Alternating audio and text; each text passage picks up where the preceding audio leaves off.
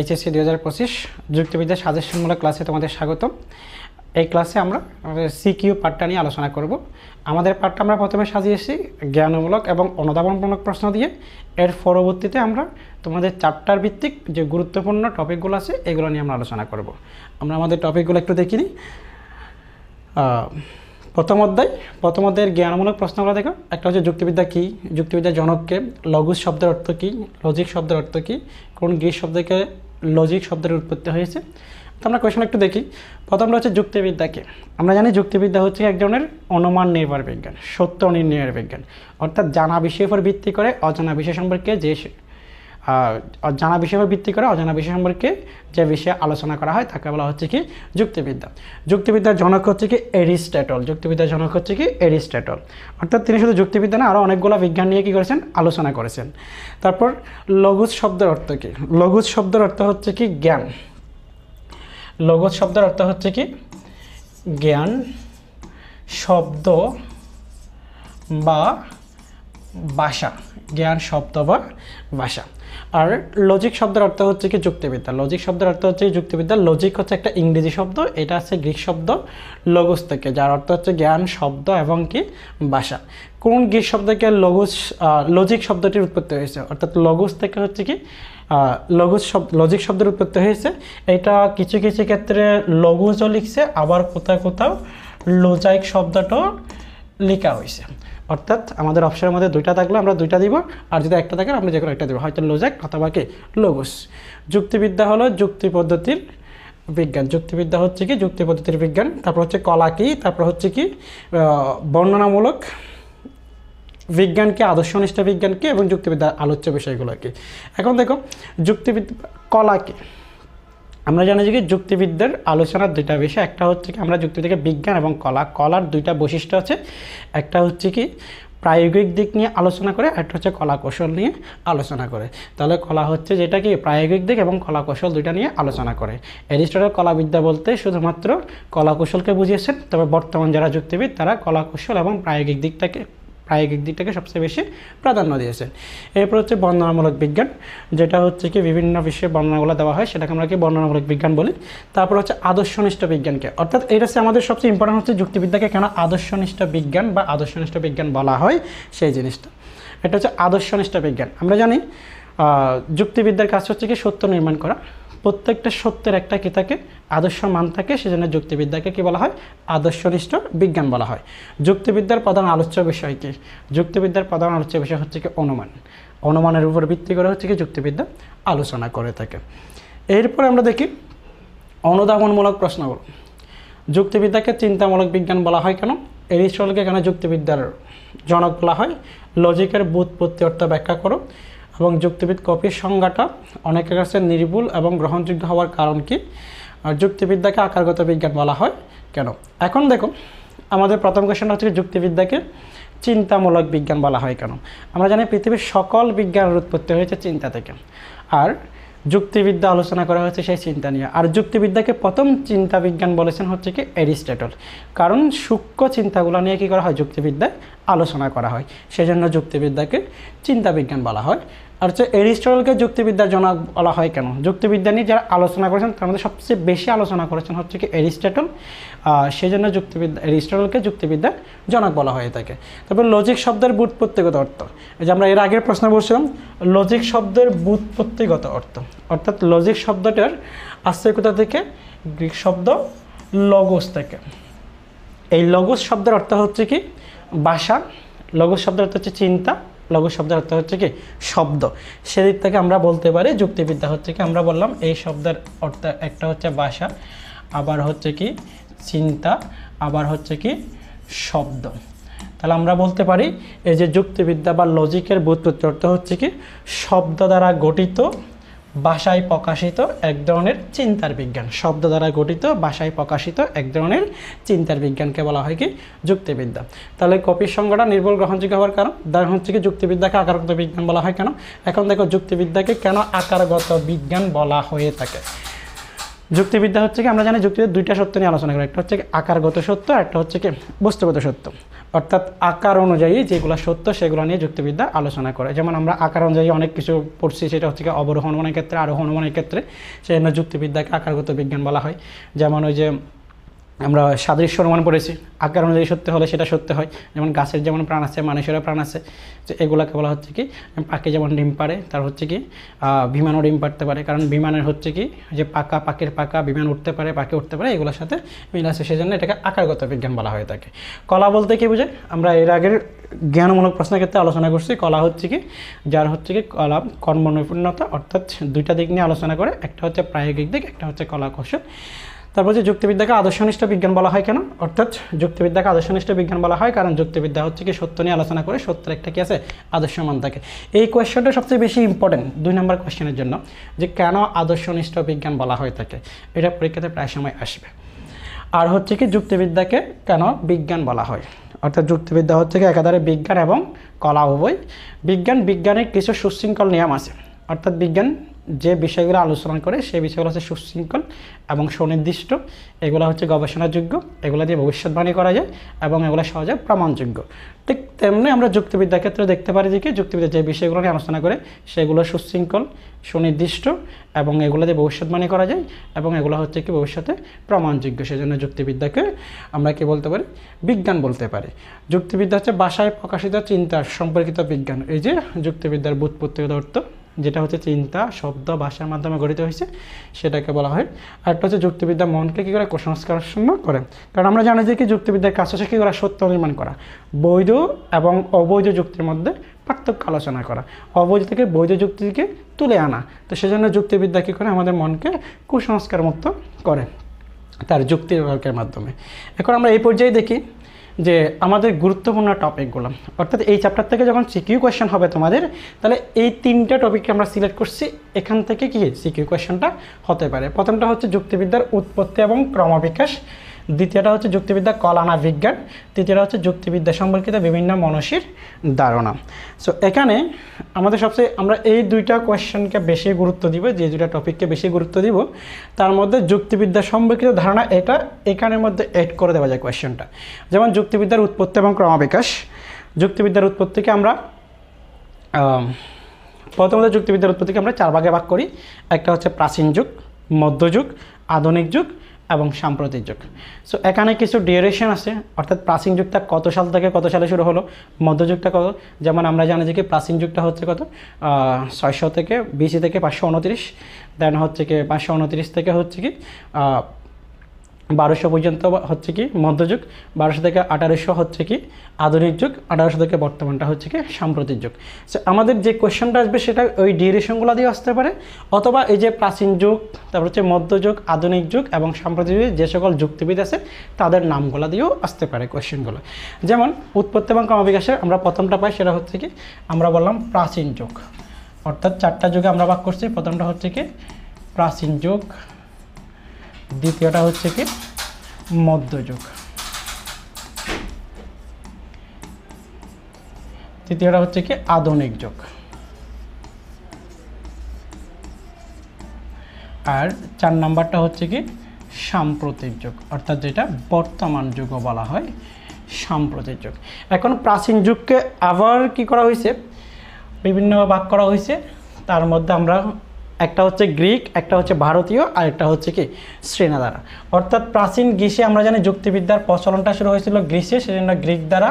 তারপর হচ্ছে কি চীনে যুক্তিবিদ্যার যে আলোচনা হয় চীনা দ্বারা। এরপর হচ্ছে কি ভারতে যুক্তিবিদ্যার যে আলোচনা করা হয় তাকে বলা হচ্ছে কি ভারতীয় দ্বারা। এই 3 ভাগে ভাগ করা হয়েছে। তার মধ্যে আবার গ্রিককে 4 ভাগে ভাগ করি আমরা, সেটা হচ্ছে কি আমরা জানি যে কি এরিস্টটলকে যুক্তিবিদ্যার জনক বলা হয়, সেজন্য আমরা ওই যে এরিস্টটলকে মাঝখানে রেখে আমরা কি করি ভাগ করি, যেমন এরিস্টটলের আগের যুগ এরিস্টটলের যুগ, একটা হচ্ছে কি প্লেটোর যুগ। অর্থাৎ আমরা এই যে আমাদের এক কঠিন সমীকরণ, আমরা এইটাকে মাঝখানে রেখে কী করব ভাগ করব। এটাকে মাঝখানে বলতে আমরা এখানে জানি যে কি SPAA, অর্থাৎ এ মানে হচ্ছে এস মানে সক্রেটিস, পি মানে প্লেটো, তারপর হচ্ছে কি এরিস্টটল। অর্থাৎ প্লেটোর আগের যুগের যুক্তিবিদ্যা, প্লেটোর যুগের যুক্তিবিদ্যা, প্লেটোর পরে হচ্ছে কি এরিস্টটলের যুক্তিবিদ্যা, দেন হচ্ছে কি স্ট্রিক যুক্তিবিদ্যা। এই 4 ভাগে ভাগ করা হয়। তাহলে আমরা এই যে প্রাচীনকালে কাদের নাম পাচ্ছে, সক্রেটিস, প্লেটো, এরিস্টটল, দেন হচ্ছে কি আরও পাচ্ছি পিথাগোরাসের কথা পাচ্ছি আমরা, প্রোটাগোরাসের কথা পাচ্ছি, এবং দার্শনিক ইটালিক দার্শনিক একজন জেনোর কথা পাচ্ছি। এটা হচ্ছে কি প্রাচীন যুগের ক্ষেত্রে। এরপরে চীনের মধ্যে কি আসলো, সেখানে হচ্ছে কি ওই যে হুইশি একজন চাইনিজ যুক্তিবিদ। আমরা জানি তৎকালীন চীনে যখন যুক্তিবিদ্যার আলোচনা হয় তখন কিন্তু সেখানে রাজতান্ত্রিক সরকার ছিল, সেজন্য যুক্তিবিদ্যা যে ন্যায়ের শিক্ষা দেয় সেটা নিয়ে আলোচনা করতে, অর্থাৎ দুইটা স্কুলে বিভক্ত ছিল, এবং ওই যে রাজতান্ত্রিক সরকারের কারণে তারা কি সরাসরি যুক্তিবিদ্যা আলোচনা করতে পারতো না। তারা দুইটা স্কুল, একটা হচ্ছে নেম স্কুল বা নাম সম্প্রদায়, আর একটা হচ্ছে কি মহিষ স্কুল, এই দুটো একসাথে হয়ে যুক্তিবিদ্যা আলোচনা করে। এবং চীনা যুক্তিবিদ্যার জনক হচ্ছে কি মহিষ্ট বা মুজি আমরা যেটাকে বলি, তার স্কুলটা হচ্ছে কি মহিষ স্কুল। এরপর হচ্ছে কি ভারতীয় যুক্তিবিদ্যা। ভারতীয় যুক্তিবিদ্যা হচ্ছে কি ওই যে গ্রিক এবং চীন থেকে আলাদা ছিল এখানে। আর ভারতীয় যুক্তিবিদ্যার জনক হচ্ছে কি মেঘাতিথি গৌতম। তাহলে তাদের নামগুলো দিতে পারে এবং ডিউরেশনগুলো দিতে পারে। আর হচ্ছে মধ্যযুগ। আমরা জানি মধ্যযুগের যুক্তিবিদ্যা হচ্ছে কি মুসলমানদের যুক্তিবিদ্যা, অর্থাৎ মুসলমানরা যে যুক্তিবিদ বা মুসলমান শাসনামলের যুক্তিবিদ্যার যেই ধারাগুলো নিয়ে আলোচনা করা হয়েছে সেটাকে বলা হচ্ছে কি মধ্যযুগের যুক্তিবিদ। আর একটা হচ্ছে কি আধুনিক যুগের যুক্তিবিদ। মুসলমানদের মধ্যে আমরা মধ্যযুগে কাদেরকে দেখতে পাই, সেটা হচ্ছে কি আল-কিন্দি আছে, ইবনে সিনা আছে, তারপর হচ্ছে আল গাজ্জালি আছে, তারপর হচ্ছে আল ফারাবি আছে। তারা মধ্যযুগের যুক্তিবিদ্যা নিয়ে আলোচনা করেছেন। তার মধ্যে আমরা আল ফারাবিকে বলি কি অ্যারিস্টটলের যুক্তিবিদ, কারণ তিনি কী করেছেন কিছু কিছু ক্ষেত্রে এরিস্টটলকে বাদ দিতে বলেছেন, সমালোচনা করেছেন। আবার আমরা কিন্দিকে বলি হচ্ছে এরিস্টটলের যুক্তিবিদ, তিনি সবসময় কী করেছেন এরিস্টটলকে অনুসরণ করেছেন যুক্তিবিদ্যা নিয়ে আলোচনা করতে গিয়ে। এরপর হচ্ছে আধুনিক যুগ। আধুনিক যুগটা হচ্ছে কি 12 থেকে 1800 সাল পর্যন্ত হয়। আর আধুনিক যুগের মধ্যে যুক্তিবিদের মধ্যে আমরা প্রথমে পাই ফ্রান্সিস বেকন, তারপর হচ্ছে কি জন স্টুয়ার্ট মিল। এবং জন স্টুয়ার্ট মিলকে আমরা বলি কি আধুনিক যুগের যুক্তিবিদ। তার একটা বিখ্যাত বই আছে, সেটা হচ্ছে কি সিস্টেম অফ লজিক। এরপর আমরা পাই দার্শনিক হ্যাগেল, তারপর হচ্ছে কি পিয়েরে নিকোলি, তারপর হচ্ছে কি জার্মান দার্শনিক হ্যাগেলকে আমরা দান্দিক যুক্তিবিদ বলে থাকি। তো এগুলোকে বলা হচ্ছে কি আধুনিক যুগের যুক্তিবিদ। এরপর আমরা পাই সাম্প্রতিক যুগের যুক্তিবিদ। সাম্প্রতিক যুগের যুক্তিবিদ্যার ক্ষেত্রে আমরা আলোচনা করি সেটা হচ্ছে কি জর্জ বোলের আলজাবরা। তিনি জর্জ বোলে কী করছেন বলবিদ্যা, এবং নিউটন তারা বলবিদ্যা নিয়ে আলোচনা করতে গিয়ে কী করেছেন যুক্তিবিদ্যা নিয়ে আলোচনা করেছেন। এবং সাম্প্রতিককালের যুক্তিবিদ্যাকে আমরা বলি কি এক ধরনের প্রতীকী যুক্তিবিদ্যা বা গাণিতিক যুক্তিবিদ্যা। কারণ সাম্প্রতিকগুলো যারা যুক্তিবিদ আছে তারা মনে করে যুক্তিবিদ্যাটা গণিতের একটা অংশ। গণিত থেকে কী হচ্ছে যুক্তিবিদ্যার, অর্থাৎ যুক্তিবিদ্যা হচ্ছে কি গণিতের একটা অংশ, সেটা যুক্তিবিদ্যাকে কী বলা হয় গাণিতিক যুক্তিবিদ্যা বলা হয়ে থাকে। এই গাণিতিক যুক্তিবিদ্যার ক্ষেত্রে আমরা বার্ট্রান্ড রাসেল, তারপর হচ্ছে কি আর তার একজন ছাত্র ভিনসেন্ট, ওদের নামটা পেয়ে থাকে। এরপর হচ্ছে কি এই যুক্তিবিদ্যাকে আবার সাম্প্রতিককালের যুক্তিবিদ্যাকে প্রতীকী যুক্তিবিদ্যা বলা হয়, কারণ আমরা যুক্তিবিদ্যার হচ্ছে কি বিশেষ কিছু প্রতীকের মাধ্যমে সেটা প্রকাশ করা হয়ে থাকে। সো এখন আমরা মোটামুটি একটা ধারণা দিলাম তোমাদেরকে, সেটা হচ্ছে কি উৎপত্তি এবং ক্রমবিকাশটা কীরকম, অর্থাৎ এখান থেকে কোন কোন জায়গা থেকে কোয়েশ্চেনগুলো আসতে পারে। সো এখন এখানে কোয়েশ্চেনটা প্রায় সময় বললাম যে কি এরকম নামগুলো দিয়ে আসবে, অথবা যুক্তিবিদের নামগুলো দিয়ে আসবে, অথবা অনেক সময় ওই যে চারা গাছ, বীজ, চারা গাছ, পূর্ণাঙ্গ গাছ, ফলজ গাছ, এইভাবে করে একটা উদ্দীপক দিয়ে কোয়েশ্চেনটা আসতে পারে। তারপর এখানে তোমার বলবো যে যে আমরা যুক্তিবিদ্যা সম্পর্কিত যে কয়েকজন মনীষীর কথা বলছিলাম, এখানে আমরা 4 জনের কথা উল্লেখ করব। একজন হচ্ছে কি এরিস্টটল, আমরা জাস্ট নামের সংক্ষেপগুলো লিখছি, এ ফর এরিস্টটল। তারপর হচ্ছে কি জন স্টুয়ার্ট মিল, তারপর হচ্ছে কি জোসেফ, আরেকটা হচ্ছে কি কফি। এই 4 জনের কথা আমরা এখানে কী করব আলোচনা করব। তাহলে আমরা এখন দেখি এরিস্টটলের যে কথাটা বললাম, এরিস্টটল হচ্ছে কি একজন প্রাচীন যুগের যুক্তিবিদ। প্রাচীনকালে তিনি যুক্তিবিদ্যা নিয়ে আলোচনা করেছেন। আর যারা যুক্তিবিদ্যা নিয়ে আলোচনা করেছেন তাদের মধ্যে সবচেয়ে বেশি আলোচনা করেছেন হচ্ছে এরিস্টটল, সেখানে তাকে যুক্তিবিদ্যার জনক বলা হয়। তার একটা বিখ্যাত বই ছিল, সেটার নাম হচ্ছে কি দ্য অর্গানন। এরিস্টটলের বইয়ের নাম হচ্ছে কি দ্য অর্গানন। এই বইয়ের মধ্যে তিনি কী করেছেন যুক্তিবিদ্যা নিয়ে আলোচনা করেছেন, দ্য অর্গানন। এরপরে তার একটা বিখ্যাত একাডেমি ছিল, তার একাডেমির নাম হচ্ছে কি লাইসিয়াম একাডেমি। এই লাইসিয়াম একাডেমিতে তিনি তার ছাত্রদেরকে যুক্তিবিদ্যা সম্পর্কিত বিষয়ে শিক্ষা দিতেন। আর এরিস্টটলের যুক্তিবিদ্যার আলোচনার বিষয় হচ্ছে তিনি মূলত 4টা সূত্রের উপর ভিত্তি করে যুক্তিবিদ্যা নিয়ে আলোচনা করেছেন। তার প্রথম সূত্র হচ্ছে কি অভেদ নিয়ম, তারপর হচ্ছে কি বিরোধ নিয়ম, তারপর হচ্ছে কি মধ্যম রহিত নিয়ম, একটা হচ্ছে পর্যাপ্ত হেতু নিয়ম। এই 4টা সূত্রের উপর ভিত্তি করে তিনি যুক্তিবিদ্যা নিয়ে আলোচনা করেছেন। যেমন আমরা প্রথমটা দেখতে পাই অভেদ নিয়ম। সেটা হচ্ছে অভেদ নিয়মটা হচ্ছে যুক্তিবিদ্যার যে বিষয় বা যে জ্ঞান নিয়ে আলোচনা করে সেটাকে হতে হবে অভিন্ন হতে হবে। 2 নম্বরটা হচ্ছে বিরোধ নিয়ম, অর্থাৎ একই সাথে সত্য বা মিথ্যা দুইটা হওয়া যাবে না, অর্থাৎ যে কোনো একটা হতে পারবে। একই সাথে সত্য বা মিথ্যা হওয়া যাবে না। 3 নাম্বারটা হচ্ছে কি মধ্যম রহিত নিয়ম, অর্থাৎ একই সাথে সত্য বা মিথ্যা হওয়া যাবে না, তাহলে সেখান থেকে যে কোনো একটাকে গ্রহণ করতে হবে। অর্থাৎ আমি যদি সত্যটাকে গ্রহণ করি তাহলে বাকিটা মিথ্যাটা হবে না, মিথ্যাটাকে গ্রহণ করলে তাহলে সত্যটা হবে না। এটাকে বলা হচ্ছে কি মধ্যম রহিত নিয়ম, যে কোনো একটা নিয়মকে গ্রহণ করা। আর 4 নাম্বার যে নিয়মটার কথা তিনি বলছেন সেটা হচ্ছে পর্যাপ্ত হেতু নিয়ম। হেতু শব্দের অর্থ হচ্ছে কারণ, অর্থাৎ যে বিষয়টা সম্পর্কে আমরা কী করবো সত্য বা মিথ্যা যেটাকে গ্রহণ করবো তার পিছনে যথেষ্ট কী থাকতে হবে কারণ থাকতে হবে, যেটাকে আমরা যে কারণটাকে আমরা কি লজিক বা যুক্তি বলে থাকি। তো এই 4টা নিয়মের উপর ভিত্তি করে যুক্তিবিদ্যা সম্পর্কে কী করেছেন আলোচনা করেছেন। এবং এরিস্টটল যুক্তিবিদ্যাকে সর্বপ্রথম বলেছেন এক ধরনের চিন্তার বিজ্ঞান, কারণ এরিস্টটল যে সময় যুক্তিবিদ্যা নিয়ে আলোচনা করেছেন তখন চিন্তা বলতে শুধুমাত্র সূক্ষ্ম চিন্তাকে বোঝানো হতো, সেই জন্য তিনি যুক্তিবিদ্যাকে কী বলেছেন চিন্তার বিজ্ঞান বলেছেন, অর্থাৎ যুক্তিবিদ্যা এক ধরনের চিন্তার বিজ্ঞান। তবে বর্তমানকালে যুক্তিবিদ্যাকে শুধুমাত্র চিন্তার বিজ্ঞান বলা হয় না, কারণ বর্তমানকালে চিন্তা নিয়ে আলোচনা করার জন্য আরেকটা বিজ্ঞান আছে যেটাকে আমরা কি বলি মনোবিজ্ঞান বলি। আচ্ছা, এখন আমরা যাই যে এরিস্টটলের, তাহলে আমরা এখন দেখলাম এরিস্টটল সম্পর্কে বিভিন্ন মনসের ধারণার মধ্যে এরিস্টটলের আলোচনা। তারপর এরপর আসে আমরা জন স্টুয়ার্ট মিল, তাকে আমরা বলি কি আধুনিক যুক্তিবিদ্যার জনক, অর্থাৎ আধুনিক যুক্তির জনক বলা হয় জন স্টুয়ার্ট মিলকে। তার একটা বিখ্যাত বই আছে সেটা হচ্ছে কি অবশ্যই এমসিকিউ এবং 1 নাম্বার অর্থাৎ জ্ঞানমূলক প্রশ্ন সেটা পড়বা, সেটা হচ্ছে কি a system of logic, a system of logic.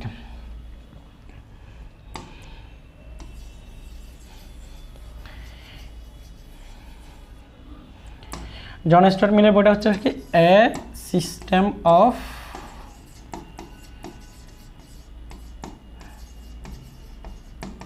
Logic, অর্থাৎ তিনি সর্বপ্রথম বলেছেন যে কি যুক্তিবিদ্যা হচ্ছে কি জানা বিষয়ের উপর ভিত্তি করে অজানা বিষয় সম্পর্কে জ্ঞান অর্জন করার বিজ্ঞান, অবৈধ বিষয় থেকে বৈধ বিষয়ে জ্ঞান অর্জন করার বিজ্ঞান। তিনি বলছেন যুক্তিবিদ্যা এই জন্য একজন কী করতে হয় চিকিৎসককে পর্যন্ত যুক্তিবিদ্যার আশ্রয় নিতে হয়, কারণ যুক্তিবিদ্যার কাজ হচ্ছে কি অনুমান নির্মাণ করা। এই বইয়ের মধ্যে তিনি যুক্তিবিদ্যা নিয়ে আলোচনা করেছেন। আলোচনা করতে তিনি বলছেন যুক্তিবিদ্যার কাজ হচ্ছে কি করা সত্য নির্ণয় করা। এই সত্যটাকে তিনি দুভাগে নির্ণয় করার কথা বলেছেন, একটা হচ্ছে প্রত্যক্ষ সত্য আর একটা হচ্ছে কি পরোক্ষ সত্য। তবে তিনি জোর দিয়েছেন যুক্তিবিদ্যা হচ্ছে কি পরোক্ষ সত্যকে নিয়ে কী করে সবচেয়ে বেশি আলোচনা করে, অর্থাৎ ওই যে জানা বিষয় যেটা আমাদের প্রত্যক্ষ সত্য, এটা হচ্ছে কি অজানা বিষয় যেটা হচ্ছে কি পরোক্ষ, অর্থাৎ প্রত্যক্ষ বিষয়ের উপর ভিত্তি করে পরোক্ষ বিষয় সম্পর্কে কী করে যুক্তিবিদ্যা আলোচনা করে, জানা বিষয়ের উপর ভিত্তি করে অজানা বিষয় সম্পর্কে জ্ঞান অর্জন করে। আর যুক্তিবিদ্যার টোটাল কাজটা হচ্ছে কি অনুমান নির্ভরের কাজ। এরপরে আমরা পাই সেটা হচ্ছে কি আর দুজন ব্যক্তি, তার মধ্যে একজন হচ্ছে জোসেফ আর একটা হচ্ছে কি কফি। তারাও কী করেছেন যুক্তিবিদ্যা সম্পর্কে ধারণা দিয়েছেন। যুক্তিবিদ্যা সম্পর্কে আমরা সেখানে কফি এবং কি জোসেফের পাই। জোসেফ অর্থাৎ যে এরিস্টটল যে প্রথম চিন্তার বিজ্ঞান বলছেন সেটাকে তিনি খণ্ডায়ন করছেন, বলছে যুক্তিবিদ্যা শুধুমাত্র কি নয় চিন্তার বিজ্ঞান নয়, কারণ যুক্তিবিদ্যাকে আমরা যদি কি চিন্তার বিজ্ঞান বলি তাহলে সেটা মনোবিজ্ঞানের সাথে কি হয়ে যায় অ্যাড হয়ে যায়, কারণ মনোবিজ্ঞানও চিন্তা নিয়ে আলোচনা করে। যুক্তিবিদ্যা হচ্ছে আলাদা একটা বিজ্ঞান, সেটা কোনো বিজ্ঞানের শাখা নয়। আর যুক্তিবিদ্যা চিন্তার আকার এবং কি অর্থাৎ সত্যতা দুইটা নিয়ে কী করে বস্তুগত এবং কি বস্তুগত এবং আকারগত দুইটা সত্য নিয়ে আলোচনা করে।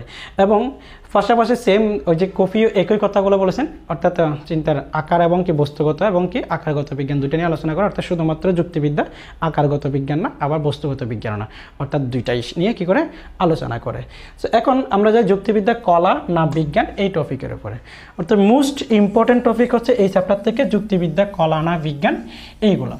অর্থাৎ দেখো যুক্তিবিদ্যা কলা না বিজ্ঞান, আমরা জানি যে কি যুক্তিবিদ্যা হচ্ছে কি এক ধরনের বিজ্ঞান, আবার যুক্তিবিদ্যা হচ্ছে কি কলা।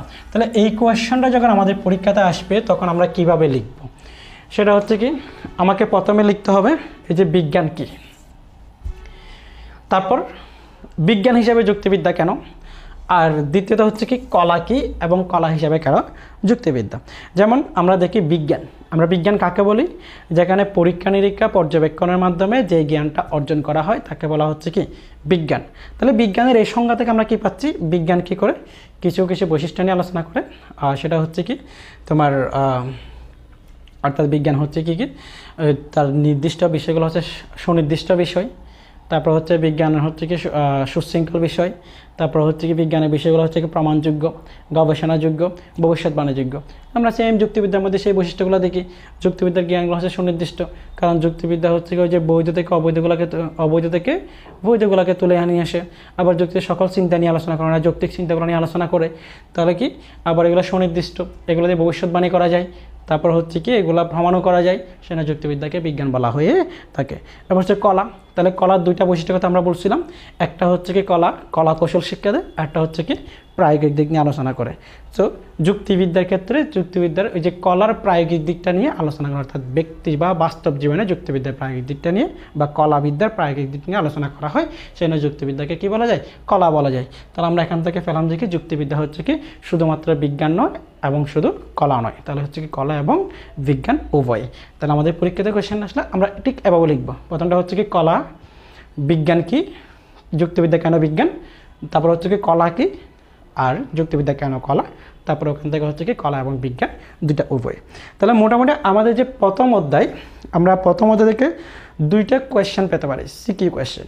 সো আমরা প্রথম অধ্যায়ের মূল গুরুত্বপূর্ণ টপিকগুলো আমরা মোটামুটি কী করলাম, আলোচনা করলাম। এরপরে যাই আমাদের দ্বিতীয় অধ্যায়ে, অর্থাৎ দ্বিতীয় অধ্যায় তোমাদের নাই সিলেবাসে।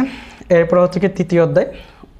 তৃতীয় অধ্যায় জ্ঞানমূলক প্রশ্ন একটু দেখি। পদ কাকে বলে, টার্মিনাস শব্দের অর্থ কী, টার্ম কথাটা কোন শব্দ থেকে এসেছে, শব্দ কী, পদযোগ্য শব্দ কী, যাত্রার্থ কী, ব্যাক্তার্থ হচ্ছে পদের অপরিহার্য গুণ, তারপর হচ্ছে যুক্তিবিদ্যা কী, তারপর হচ্ছে অবধারণ কী।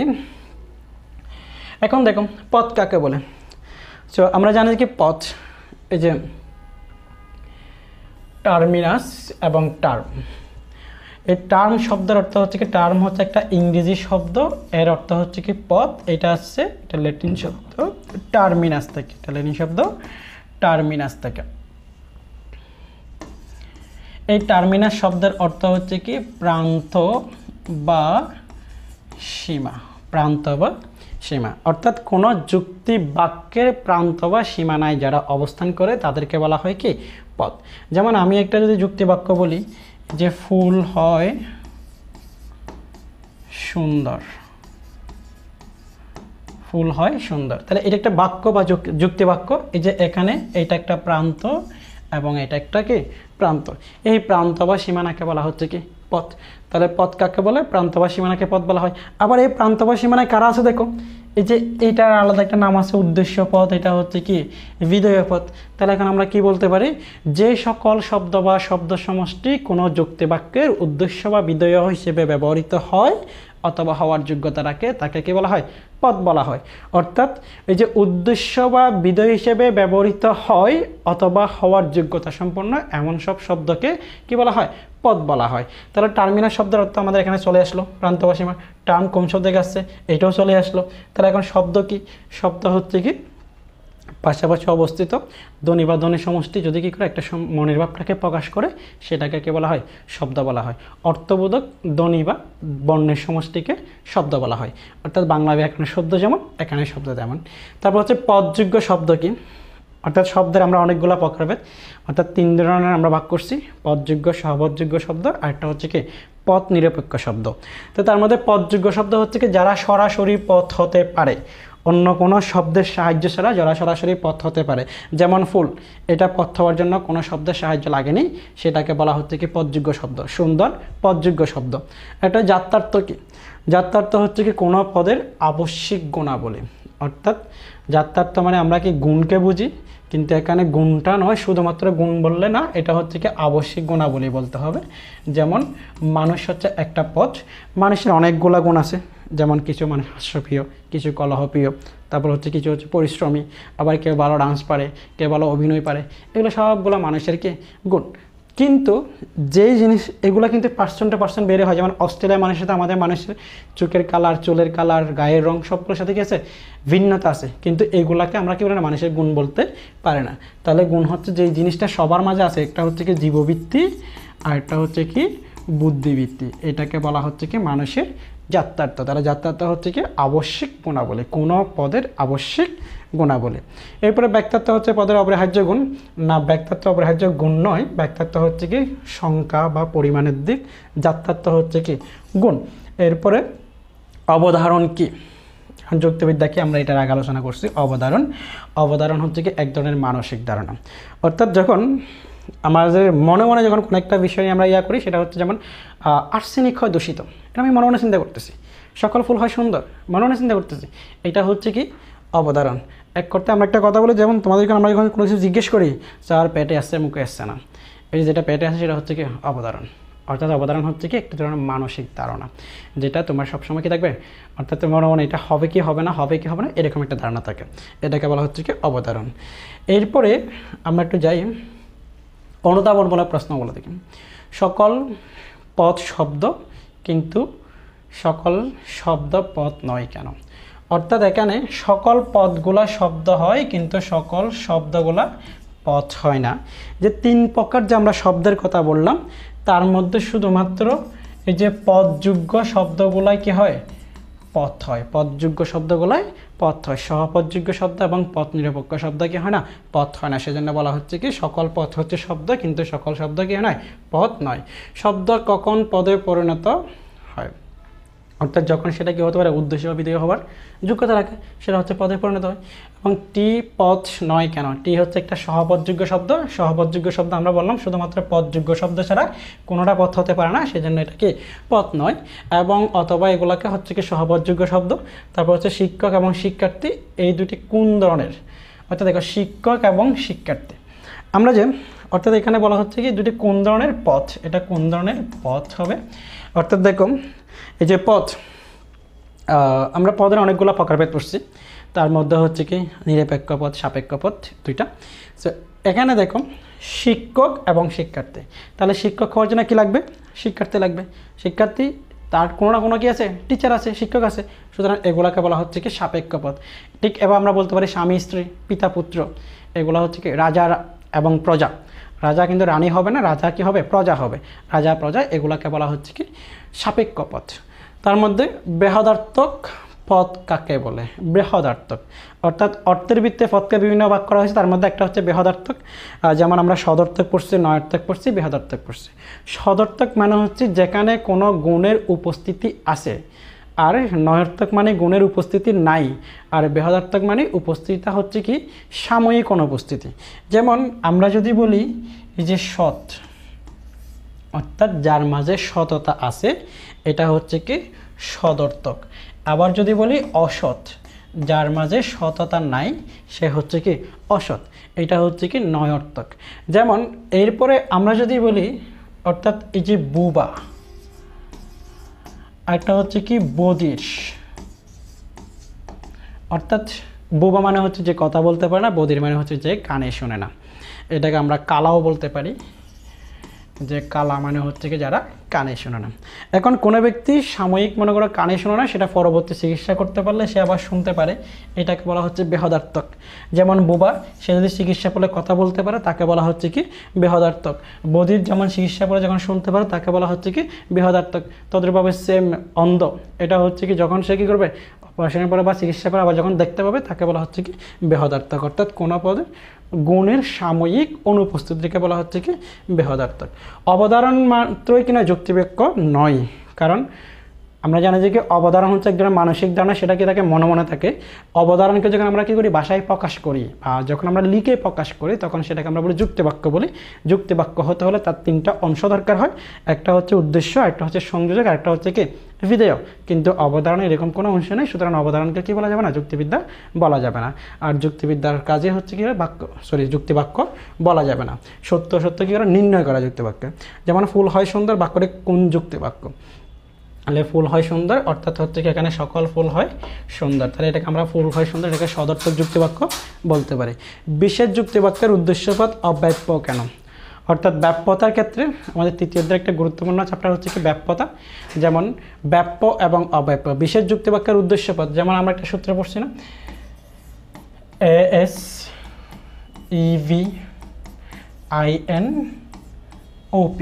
অ্যাসিভ ইনাফ, অর্থাৎ বিশেষ যুক্তিবাক্য। সেটা হচ্ছে কি বিশেষ যুক্তিবাক্যের এই যে উদ্দেশ্যপদ, এটা বিশেষ যুক্তিবাক্য, এটা বিশেষ যুক্তিবাক্য। এখানে আই বাক্যের কোনো পদটা ব্যাপ্য নয় এবং হচ্ছে কি ও বাক্যের কোনো পদটা ব্যাপ্য নয়। বিশেষ যুক্তিবাক্যের উদ্দেশ্যপদ কি নয়, অর্থাৎ ব্যাপ্য নয়।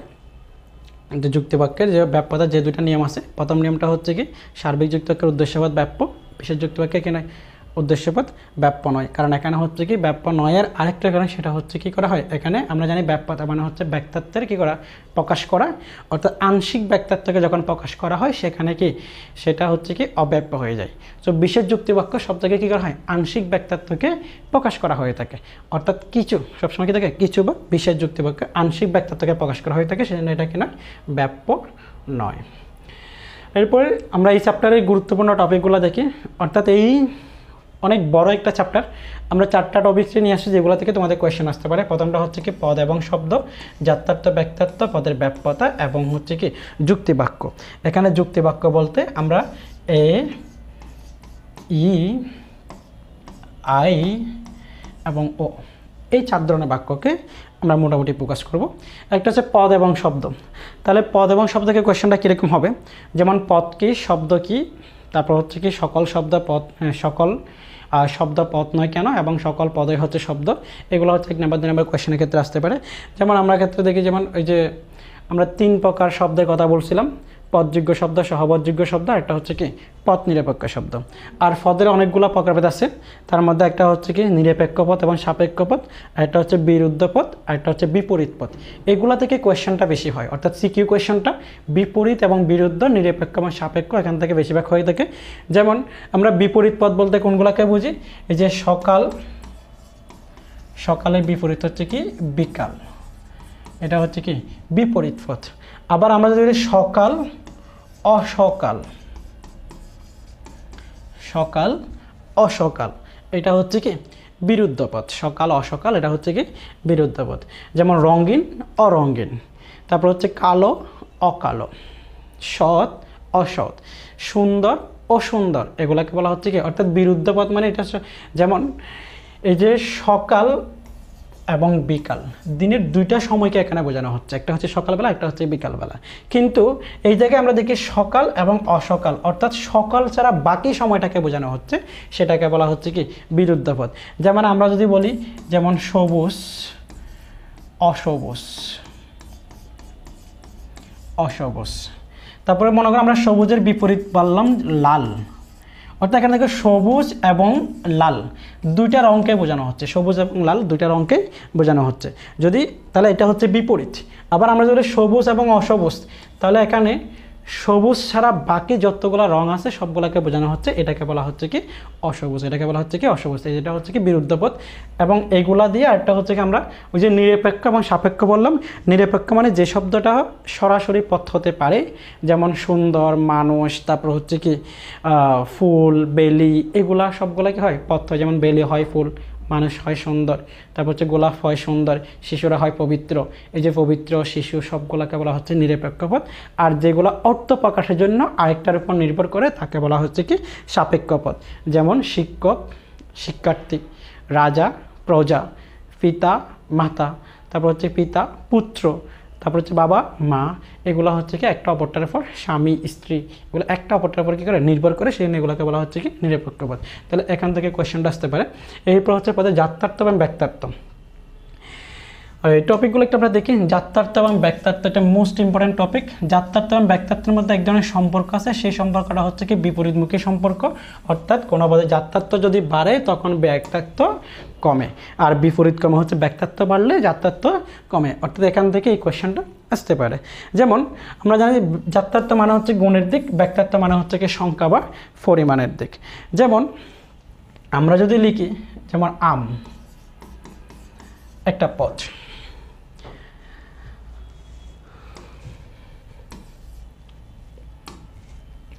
যেমন আম,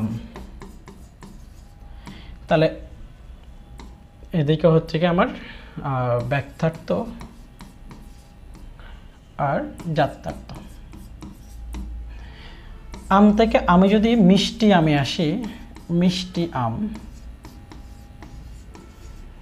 আবার মিষ্টি আম থেকে আমি আসলাম বড় মিষ্টি আম, বড় মিষ্টি আম। তাহলে এখন আমরা দেখি, এই যে ব্যক্তার্থ মানে সংখ্যার দিক বললাম, তাহলে এইটার সংখ্যা হচ্ছে কি সকল আম, অর্থাৎ আমের ব্যক্তার্থ হচ্ছে কি সকল আম, এটার ব্যক্তার্থ হচ্ছে কি সকল মিষ্টি আম, সকল মিষ্টি আম, এটা হচ্ছে কি সকল বড় মিষ্টি আম, সকল বড় মিষ্টি আম। তাহলে এটা জাতত্ব বা গুণাবলী দেখি। এটার গুণ হচ্ছে কি আমত্ব, আর এটার গুণ হচ্ছে দুইটা, একটা হচ্ছে কি আমত্ব এবং মিষ্টত্ব। এটার গুণ হচ্ছে কি আমত্ব, মিষ্টত্ব এবং বড়ত্ব, অর্থাৎ তিনটা গুণাবলী আছে। দেখো তাহলে পৃথিবীতে আমের সংখ্যা বেশি নাকি মিষ্টি আমের সংখ্যা বেশি? আমরা যখন আম থেকে মিষ্টি আমে আসলাম তাহলে সংখ্যাটা কমে গেল, কারণ আমের সংখ্যা বেশি এবং মিষ্টি আমের সংখ্যা কম, অর্থাৎ ব্যাক্তাত্ব আমার কমে গেছে, জাতত্ব আমত্ব এবং কি মিষ্টত্ব, অর্থাৎ জাতত্ব আমার কী হয়ে গেল, বেড়ে গেল। এরপর আমরা যখন মিষ্টি আম থেকে বড় মিষ্টি আমে আসলাম তার সংখ্যাটা আরও কমে গেল, কারণ এখানে ছোটো আমগুলা বাদ, বড় হতে হবে, মিষ্টি হতে হবে, আম হতে হবে। তাহলে এখানে গুণ হচ্ছে তিনটা, একটা হচ্ছে কি আমত্ব, একটা হচ্ছে মিষ্টত্ব, আর একটা হচ্ছে কি বড়ত্ব।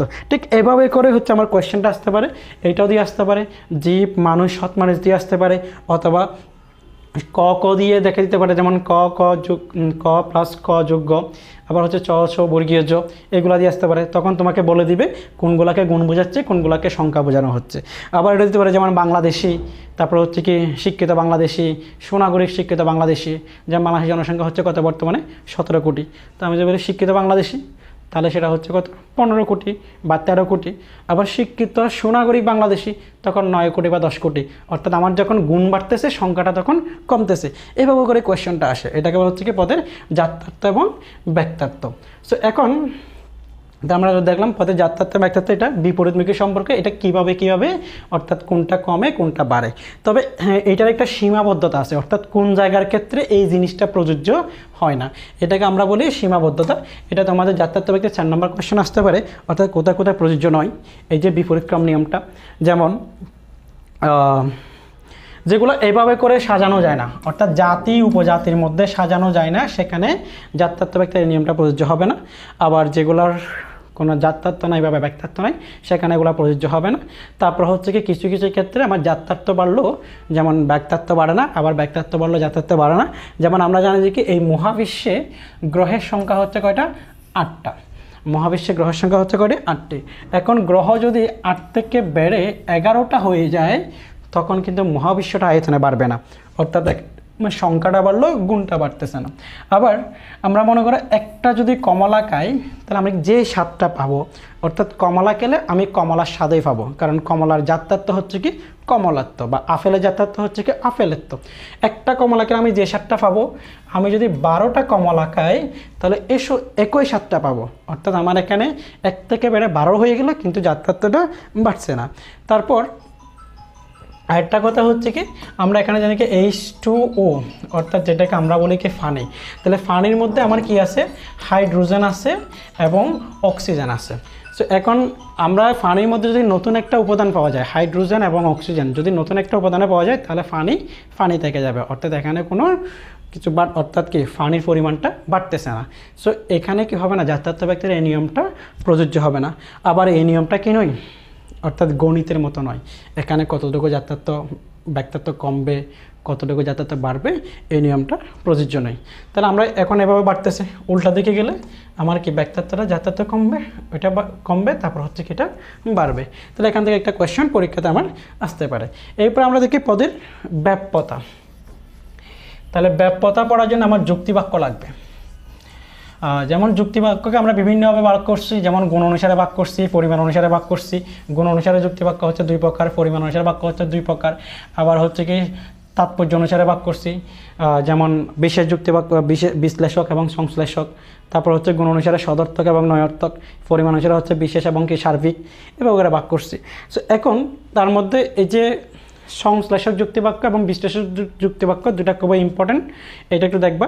যেমন সংশ্লেষক যুক্তিবাক্য কাকে বলা হয়, যে যুক্তিবাক্যে জাতত্বকে বাদ দিয়ে অন্য কোনো গুণকে প্রকাশ করা হয়, সেটাকে বলা হচ্ছে কি সংশ্লেষক যুক্তিবাক্য। আবার যেখানে হচ্ছে কি জাতত্বকে প্রকাশ করা হয়, তাকে হচ্ছে কি বিশ্লেষক যুক্তিবাক্য বলা হয়। যেমন আমরা বলে থাকি সেটা হচ্ছে কি সকল মানুষ হয় মরণশীল। এখানে মানুষের জাততত্ত্বকে বাদ দেওয়া হয়েছে, অর্থাৎ জীববৃত্তি বুদ্ধিবৃত্তিকে বাদ দিয়ে মরণশীলতা একটা নতুন গুণকে প্রকাশ করা হয়েছে, তাকে বলা হয়েছে সংশ্লেষক যুক্তি বাক্য। আবার যদি বলি সকল মানুষ হয় বুদ্ধিবৃত্তি সম্পূর্ণ জীব, তাহলে এখানে জীববৃত্তি বুদ্ধিবৃত্তি দুটাই আছে, এটাকে বলা হচ্ছে কি বিশ্লেষক যুক্তি বাক্য।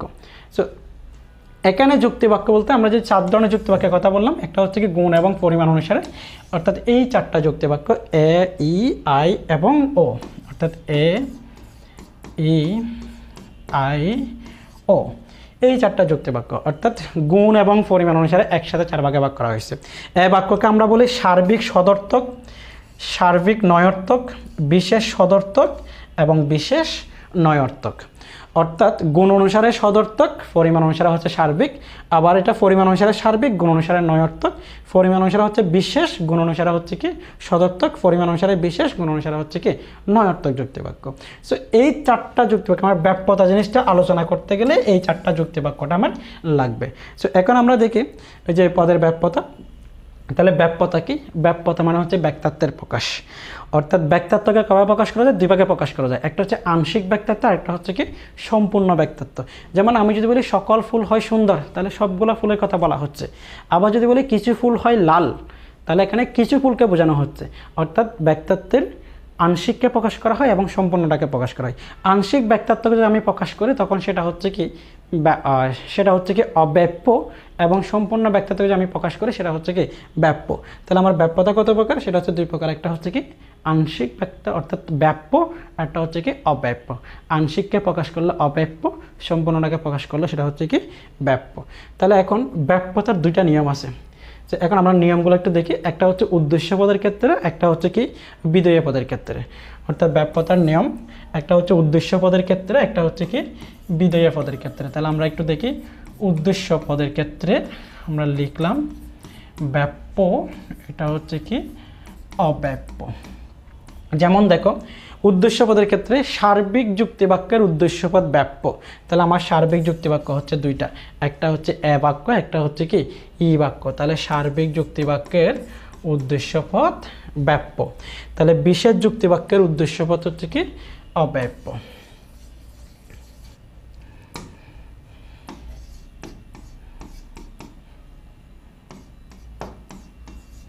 অর্থাৎ সার্বিক যুক্তিবাক্য হচ্ছে 2টা, বিশেষ যুক্তিবাক্য হচ্ছে কয়টা?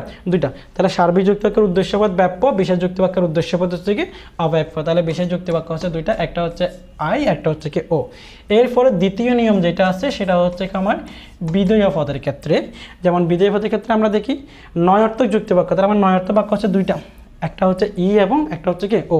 নয়ার্থক যুক্তিবাক্যের বিধেয় পদ অব্যাপ্য, একটা হচ্ছে ই আর একটা হচ্ছে কি ও। নয়ার্থক যুক্তিবাক্যের বিধেয় পদ,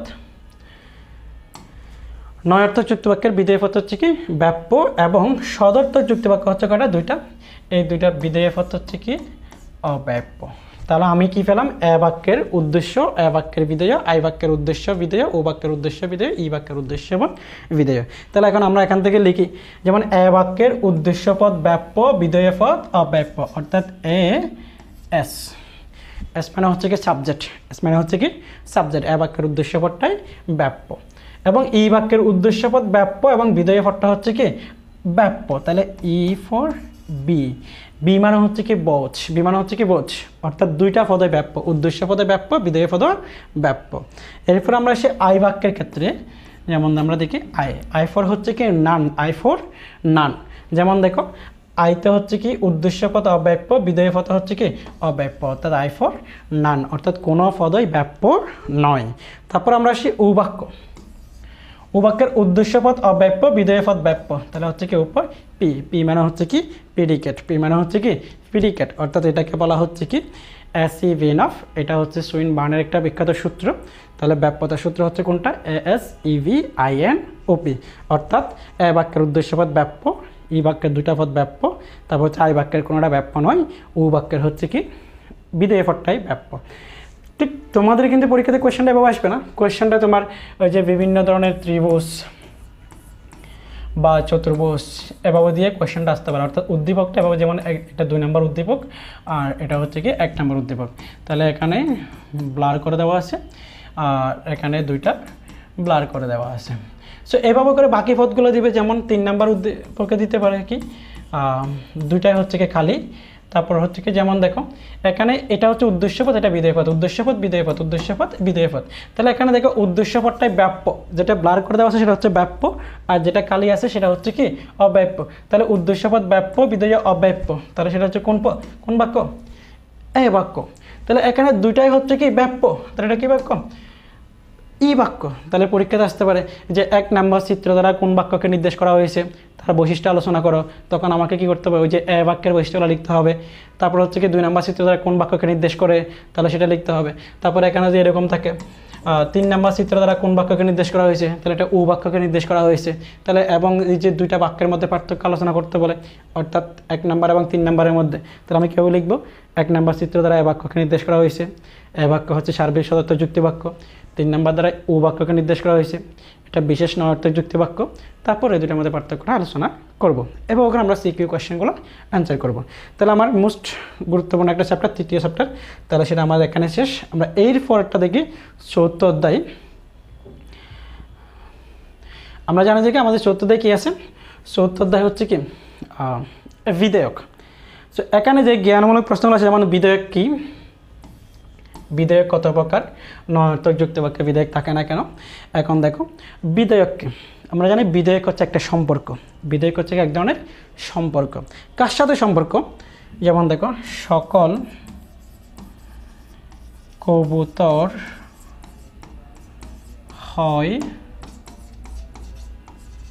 ফাঁকে। তাহলে এখানে দেখো এই যে কবুতর পদটা হচ্ছে উদ্দেশ্যপদ, পাখি পদটা হচ্ছে কি বিধেয় পদ। এই যে উদ্দেশ্যপদ এবং বিধেয় পদের যে সম্পর্কটা এই হয় দ্বারা প্রকাশ করা হয়েছে বা স্বীকার করা হয়েছে, এটাকে বলা হচ্ছে কি বিধেয়ক। অর্থাৎ বিধেয়ক হচ্ছে এক ধরনের সম্পর্ক, কার সাথে? উদ্দেশ্যপদের সাথে বিধেয়ের সম্পর্ক। এখন কোন বাক্যে? সদর্থক যুক্তি বাক্যে। মাঝখানে হয় থাকলে আমরা সেটা বলি কি সদর্থক যুক্তি বাক্য। তাহলে আমরা কি বলতে পারি? সদর্থক যুক্তি বাক্যে উদ্দেশ্যপদের সাথে বিধেয় পদের যে সম্পর্ক তাকে বলা হয় কি বিধেয়ক। সদর্থক যুক্তি বাক্যে উদ্দেশ্যপদের সাথে বিধেয়ের যে সম্পর্ক তাকে বলা হয় কি বিধেয়ক। যেমন দেখো বিধেয় হচ্ছে একটা পথ, এটা হচ্ছে বিধেয়, এটা একটা পথ, এটা উদ্দেশ্য, এটা একটা পথ, দুইটার মধ্যে সম্পর্কটাকে বলা হচ্ছে কি বিধেয়ক। তাহলে এখন থেকে বিধেয়ক কত প্রকার? আমাদের বইতে আমরা বিধেয়কটা পড়ছি, এরিস্টটল বিধেয়ককে 4 ভাগে ভাগ করেছেন আর ফরফেরি বিধেয়ককে 5 ভাগে ভাগ করেছেন। কিন্তু এখানে কোয়েশ্চনটা দেওয়া হচ্ছে কি বিধেয়ক কত প্রকার, তখন আমরা লিখবো বিধেয়ক 5 প্রকার। যদি ইন জেনারেল কোয়েশ্চনটা হয় বিধেয়ক কত প্রকার, তখন আমরা লিখবো কি বিধেয়ক 5 প্রকার। নয়ার্থক যুক্তিবাক্যে বিধেয়ক থাকে না কেন? কারণ নয়ার্থক যুক্তিবাক্যে কোনো সম্পর্ক থাকে না। যেমন কোনো ফুল নয় অসুন্দর, তাহলে এখানে ফুলের সাথে অসুন্দরতার সম্পর্কটাকে অস্বীকার করা হয়েছে, সেই জন্য এখানে কি থাকবে না? কোনো বিধেয়ক থাকে না। তারপর হচ্ছে বিধেয় কি? ওই যে বিধেয় হচ্ছে কি যুক্তিবাক্যের একটা পদ। একটি যুক্তিবাক্যে কটা পদ থাকে? 2টা পদ থাকে। একটা যদি মাথায় রাখবা, একটা যুক্তিবাক্যে 2টা পদ থাকে, একটা হচ্ছে উদ্দেশ্য, একটা হচ্ছে বিধেয়। আবার একটা যুক্তিবাক্যে 3টা অংশ থাকে, একটা হচ্ছে উদ্দেশ্য, সংযোজক এবং বিধেয়। অর্থাৎ যুক্তিবাক্যের অংশ হচ্ছে 3টা, পদ হচ্ছে কয়টা? 2টা। তাহলে ফরফেরির মধ্যে বিধেয়ক কত প্রকার? যে 5 প্রকার। উপলক্ষণ এবং বিভেদক লক্ষণ কি? উপলক্ষণ এবং বিভেদক লক্ষণ। উপলক্ষণ হচ্ছে কি জাত্যার্থ নয় কিন্তু জাত্যার্থের অংশ বিশেষ, অর্থাৎ জাত্যার্থ থেকে যা সৃষ্টি হয় তাকে বলা হচ্ছে কি উপলক্ষণ। যেমন মানুষের হচ্ছে জীববৃত্তি, বুদ্ধিবৃত্তি হচ্ছে কি জাত্যার্থ। এখন যাদের জীবন আছে তাদের ক্ষুধা লাগে, যাদের জীবন আছে তাদের তৃষ্ণা লাগে, সেই যে তৃষ্ণা ক্ষুধা এগুলো হচ্ছে কি মানুষের উপলক্ষণ। আবার হচ্ছে কি যেমন মানুষের আরেকটা জাত্যার্থ হচ্ছে কি বুদ্ধিবৃত্তি। যাদের বুদ্ধি আছে তারা কবিতা লিখতে পারে, তারা ন্যায় অন্যায় কি বিচার করার ক্ষমতা আছে, আর তাদের ন্যায় অন্যায় বোধ আছে। তো এইগুলাকে বলা হচ্ছে কি মানুষ পদের উপলক্ষণ, অর্থাৎ বুদ্ধিবৃত্তি থেকে যেটা উৎসারিত হচ্ছে সেটা। আর হচ্ছে বিভেদক লক্ষণ। বিভেদক লক্ষণ মানে আমরা যেটাকে বিভেদ বা পার্থক্য করতে পারি, যেটাকে আমরা বিভেদ বা পার্থক্য করতে পারি। যেমন দেখো বিভেদক লক্ষণ জিনিসটা কি, যেমন জীব, এটা হচ্ছে কি মানুষ। তাহলে জীব হচ্ছে জাতি, মানুষ হচ্ছে কি উপজাতি। তাহলে জীবের জাত্যার্থ হচ্ছে কি জীববৃত্তি, আর মানুষের হচ্ছে কি জীববৃত্তি প্লাস বুদ্ধিবৃত্তি। মানুষের হচ্ছে কি জীববৃত্তি প্লাস বুদ্ধিবৃত্তি। তাহলে এই যে কোনো উপজাতির জাত্যার্থ থেকে তার আসন্নতম জাতির জাত্যার্থ বিয়োগ করলে যেটা থাকে সেটাকে বলা হচ্ছে কি বিভেদক লক্ষণ। অর্থাৎ যেই গুণটা দ্বারা জাতি থেকে উপজাতিকে পৃথক করা যায় তাকে বলা হচ্ছে কি বিভেদক লক্ষণ। অর্থাৎ এখানে মানুষের জাতি হচ্ছে জীব, তাহলে এখানে জীবভিত্তি জীবভিত্তি চলে গেলে আমার তাকে কি বুদ্ধিভিত্তি, এটাকে বলা হচ্ছে কি বিভেদক লক্ষণ। অপর বা মধ্যবর্তী জাতি উপজাতি কাকে বলা হয়, আসন্নতম জাতি কাকে বলা হয়। আসন্নতম জাতি বলতে দেখো যেমন আমরা দেখো এই যে মানুষ, মানুষ থেকে উপরের দিকে গেলে আমরা যেটা পাচ্ছি সেটা হচ্ছে কি মানুষের আসন্নতম জাতি অর্থাৎ জীব। আর আসন্নতম উপজাতি হচ্ছে কি নিচে আসলে আমরা যেটা পাই, যেমন দেখো সংবাদপত্র, সংবাদপত্র আমরা ভাগ করতে পারি দৈনিক সংবাদপত্র, সাপ্তাহিক সংবাদপত্র, তারপর হচ্ছে পাক্ষিক সংবাদপত্র, মাসিক সংবাদপত্র, ত্রৈমাসিক সংবাদপত্র, দেন হচ্ছে কি ষণ্মাসিক এবং বার্ষিক সংবাদপত্র। আমরা প্রথমে কি পাচ্ছি দৈনিক, তাহলে দৈনিকটা হচ্ছে আসন্নতম উপজাতি, আসন্নতম উপজাতি। আর জাতি হচ্ছে উপরের দিকে গেলে হবে, আর নিচের দিকে আসলে আমরা সেটাকে কি বলি উপজাতি বলে থাকি। এখন মধ্যবর্তী জাতি বা অবর জাতি, যেমন আমরা বললাম যে এখানে দেখো একটা দ্রব্য, তাহলে দ্রব্যকে আমরা যদি কি ভাগ করি তাহলে আমরা পাই প্রথমে হচ্ছে কি নিরাকার এবং আকার বিশিষ্ট। আবার আকার বিশিষ্ট এগুলোকে আমরা ভাগ করতে পারি, আর সেটা হচ্ছে কি কঠিন তরল বায়বীয় ভাগ করা যায়। অর্থাৎ আমরা এখানে প্রথমে আগে ভাগ করি, সেটা হচ্ছে কি উদ্ভিদ, এরপর হচ্ছে কি প্রাণী, এইভাবে ভাগ করতে পারি। তাহলে এখন দেখো এটা হচ্ছে আমার জাতি, তো এই যে আকার এবং নিরাকার এগুলো হচ্ছে উপজাতি। আকারকে আমি ভাগ করলাম উদ্ভিদ এবং প্রাণী, তাহলে এগুলো হচ্ছে কি আমার উপজাতি। এই যে জাতি এবং কি সর্বনিম্ন, তাহলে এটাকে প্রাণীকে আমি ভাগ করে করে সর্বশেষ হচ্ছে মানুষ, তাহলে মানুষ এটাকে আমরা উদ্ভিদ, এটাকে আমরা ভাগ করতে পারি। তারপর হচ্ছে কি অর্থাৎ উদ্ভিদকে আমরা একবীজপত্রী, দ্বিবীজপত্রী এগুলোকে ভাগ করতে পারি। তাহলে প্রাণীকে আমরা ভাগ করতে পারি হচ্ছে কি বুদ্ধিমান এবং বুদ্ধিহীন, আবার বুদ্ধিমানকে আমরা ভাগ করতে পারি মানুষ এবং অন্যান্য প্রাণী। সো এইভাবে যদি আমরা ভাগ করি, ভাগ করতে শেষে আসার পর যেই উপজাতিটা পাবো, এই যে সর্বোচ্চতম যে জাতি এবং সর্বনিম্ন যে উপজাতি, তার মাঝখানে যতগুলা কি আছে উপজাতি আছে সবগুলোকে বলা হচ্ছে কি মধ্যবর্তী উপজাতি বা অপর উপজাতি। যতগুলো জাতি আছে তাকে বলা হচ্ছে কি মধ্যবর্তী জাতি। এখানে আরও কিছু কিছু টার্ম আছে, সেটা হচ্ছে তোমার দেখো ওই যে মধ্যবর্তী জাতি উপজাতি আছে, সমজাতীয় আছে। যেমন সমজাতীয় হচ্ছে কি সবগুলো একই জাতীয়, যেমন মাছ, মাছ হচ্ছে সমজাতীয়, বিভিন্ন মাঝে মধ্যে যেমন তেলাপিয়া, পাঙ্গাস, চিংড়ি সবগুলো হচ্ছে কি মাছ, তো সুতরাং মাছ হচ্ছে কি সমজাতীয়। সো এখন আমরা দেখি অনুধাবনমূলক প্রশ্নগুলো, সেটা হচ্ছে কি বিধেয় এবং বিধেয়ক কি সমার্থক ব্যাখ্যা করো। না, বিধেয় এবং বিধেয়ক সমার্থক নয়। তারপর হচ্ছে বিধেয়ক একটি সম্পর্কের নাম, আগে বলছি বিধেয়ক হচ্ছে একটা সম্পর্কের নাম। তারপর হচ্ছে বিধেয়ক কোনো পথ নয় কেন, কারণ বিধেয়ক হচ্ছে কি একটা সম্পর্ক বা বিমূর্ত ধারণা, অ্যাবস্ট্রাক্ট নাউন যেটাকে বলি, এটা দেখা যায় না, এটা পথ নয়। কোন ধরনের যুক্তকে বিধেয়ক অনুপস্থিত থাকে, ওই যে নয় অর্থক বাক্য অনুপস্থিত থাকে। উপলক্ষণ বলতে কী বুঝো, অবান্তর লক্ষণ বলতে কী বুঝো। উপলক্ষণ আমরা বললাম যেটা যাত্রা থেকে নিঃসৃত হয়। অবান্তর লক্ষণ যাত্রাত্ব নয়, যাত্রা থেকে নিঃসৃত হয় না, অর্থাৎ যাত্রাত্ব নয়, যাত্রাত্বের অংশবিশেষও নয়। যেমন আমার হাতের ঘড়ি অবান্তর লক্ষণ, কাজী নজরুল ইসলামের লম্বা চুল, রবীন্দ্রনাথ ঠাকুরের দাড়ি অবান্তর লক্ষণ, মেয়েদের লম্বা চুল অবান্তর লক্ষণ। তারপর হচ্ছে আইনস্টাইনের ক্যাপ অবান্তর লক্ষণ। যাত্রাত্বের সাথে লক্ষণের সম্পর্ক কি, অর্থাৎ লক্ষণ মানে হচ্ছে কি যেটা দ্বারা আমরা কী করতে পারি বিভেদ করতে পারি, সেটা যেটা যাত্রা থেকে নিঃসৃত হচ্ছে। তারপর হচ্ছে জাতি উপজাতির মধ্যকার সম্পর্ক, অর্থাৎ এগুলো হচ্ছে সাপেক্ষ পদ। জাতি উপজাতি হচ্ছে কি সাপেক্ষ পদ। যেমন আমি এখানে বললাম যে কি জীব, জীব থেকে আসলাম হচ্ছে কি মানুষ, মানুষ থেকে আসলাম হচ্ছে কি সৎ মানুষ। অর্থাৎ এই যে মানুষের সাপেক্ষে জীব হচ্ছে জাতি, এটা হচ্ছে কি জাতি। আবার এটা কি হয়ে গেল উপজাতি। আবার সৎ মানুষ যখন উপজাতি, মানুষ তখন জাতি, অর্থাৎ এটা হচ্ছে সম্পর্ক। অর্থাৎ এগুলো একটা অপরটাকে সাপেক্ষ পদ। তাহলে বৃহত্তম জাতি যেটা সর্বোচ্চতম জাতি, যেটাকে ভাগ করা যায় না, যেমন আমরা বলছিলাম এই যে দ্রব্য, এই যে দ্রব্যকে ভাগ করা যায় না, এটাকে বলা হচ্ছে কি বৃহত্তম জাতি। তারপর হচ্ছে বিভেদক লক্ষণ, এটা আমরা এর আগে বলছি। এরপর আমরা দেখি গুরুত্বপূর্ণ টপিকস। এই টপিকের মধ্যে কী কী আছে আমাদের, বিধেয়কের প্রকারভেদ, জাতি উপজাতি, তারপর হচ্ছে বিভেদক লক্ষণ এবং কি অবান্তর লক্ষণ। তাহলে এখানে একটা জিনিস বাদ গেল, সেটা হচ্ছে কি উপলক্ষণ, এটা হচ্ছে কি উপলক্ষণ। যেমন দেখুন আমরা বিধেয়কের 5 প্রকার প্রকারভেদ নিয়ে আলোচনা করে বলছিলাম। এখানে হচ্ছে জাতি এবং উপজাতি। তাহলে জাতি উপজাতি আমরা একটু বললাম, অর্থাৎ জাতি হচ্ছে কি যেটা অন্তর্ভুক্ত করে, উপজাতি হচ্ছে কি যে অন্তর্ভুক্ত হয়। যেমন যার ব্যক্তাত্ব বেশি সে হচ্ছে কি জাতি, এবং যার ব্যক্তাত্ব কম সে হচ্ছে কি উপজাতি। যেমন আমরা একটু করে দেখি, এই যে যেমন দেখো জীবের সকল জীব, ব্যক্তাত্ব সকল জীব, এটা হচ্ছে কি সকল মানুষ। তাহলে এখন এই যে মানুষগুলো জীবের মধ্যে অন্তর্ভুক্ত হয়, সেজন্য জীব হচ্ছে কি, অর্থাৎ যে অন্তর্ভুক্ত করতেছে, যার ব্যক্তিত্ব বেশি সে হচ্ছে জাতি, আর যার ব্যক্তিত্ব কম এবং যে অন্তর্ভুক্ত হচ্ছে সে হচ্ছে কি উপজাতি। ঠিক সেম আমরা যদি আবার এখানে আসি, সকল সৎ মানুষ এক্ষেত্রে আসি, তাহলে এটার ব্যক্তিত্ব কম, এটা উপজাতি, আর এটার ব্যক্তিত্ব বেশি, এটা হচ্ছে কি জাতি।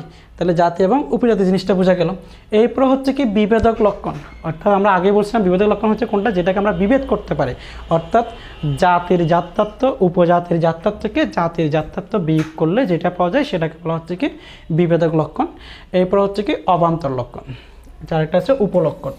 উপলক্ষণ হচ্ছে কি এটা জাততত্ত্ব নয়, জাততত্ত্বের অংশবিশেষও নয়। যেমন যেটা আমরা বললাম যে কি যে মানুষের দুইটা জাততত্ত্ব আছে, একটা হচ্ছে জীববৃত্তি, একটা হচ্ছে কি বুদ্ধিবৃত্তি। এখন যাদের জীবন আছে তাদের কি আছে, ক্ষুধা আছে, এই যে ক্ষুধা এটা হচ্ছে কি উপলক্ষণ। যাদের জীবন আছে তাদের তৃষ্ণা লাগে, এই যে তৃষ্ণা এটা হচ্ছে কি উপলক্ষণ। তারপর হচ্ছে কি এই যে মানুষের যে কি আছে বিচার করার ক্ষমতা আছে, এই যে বিচারক্ষম,